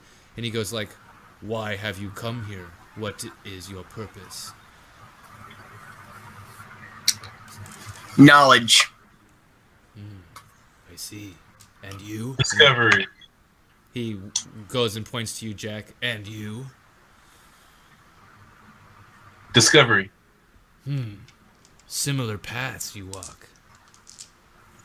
Well, you shall have what you seek, but this you will never remember, and you can never have. And he's like points back to the amulet, and then points back to you, and he puts his hands over your face, and you guys are basically outside of the monolith again.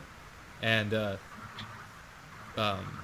Solomon, you now, when you think about it, have all the arcane structure it would take to build arcane working firearms. It's just in your head, like you've studied it before. And then for you, Jack, you now have like your pistols and stuff. They are now revolvers, and you kind of seem to understand them. And you can put one of your capsules, you can now put 6 of them in each of your pistols. Cool. But you guys don't remember the angel or ever going into the monolith. You just are outside thinking like, damn, how do we get into this monolith? All right. Do we remember Solomon at all? Well, you guys remember each other, but you don't remember Ryan. Oh no, yeah, right. Who cares about Ryan? Why we bring it up? Who's he? Camera pans to like a skeleton in a blob.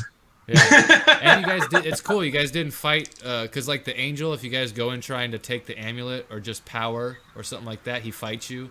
You guys skipped that. You skipped the golem fight by not stepping in the sand and disarming all the traps and actually looking at everything. So it was pretty good.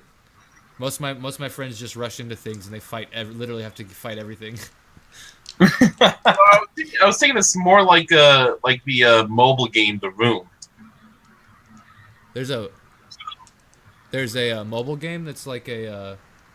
Well, what you did here was like similar to a mobile game called The Room. Huh? I'll have to check it out. It's like a investigation intrigue type game, or. Yeah. Nice. Well, yeah, Has it's a lot all of puzzles.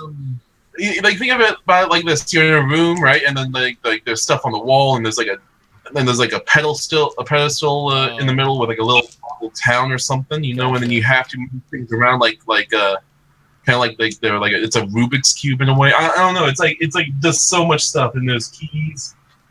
So yeah. Oh, did you guys like it though? Yeah, Yeah, I loved it. Oh, cool. I'm It was glad you great. guys had fun. It sucks your friend got held up, but at least we were still able to figure out something. Yeah, Oh, dude, yeah. this was fantastic. And I'm always down to play more if he does ever have time again and stuff like that.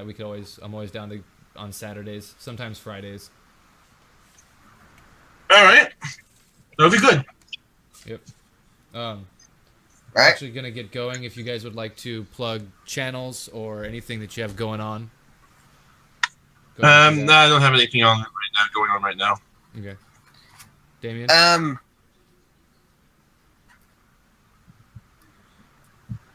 You can find my channel, D&Damian. Your one-stop source for all your gaming, fun, and D&D needs. And is that do you have a YouTube and also like a Facebook or anything like that, or is it just a YouTube channel? Just a YouTube channel. Just a YouTube channel. So far, all I've got is this Twitch nerd who loots the Twitch, and then I've got a YouTube channel, Chaotic Neutral Gaming. But it's so far I don't have much stuff up. Hopefully, I can get this up there soon and start getting more games out through the One Shot Tabletop group, Absolute Tabletop. You can look them up on Facebook. They're also got a really good community where you can find games and stuff. So, thanks for playing, guys. Thanks for anyone who stayed through and watched. I have got to get some rest and get prepared for another game later tonight.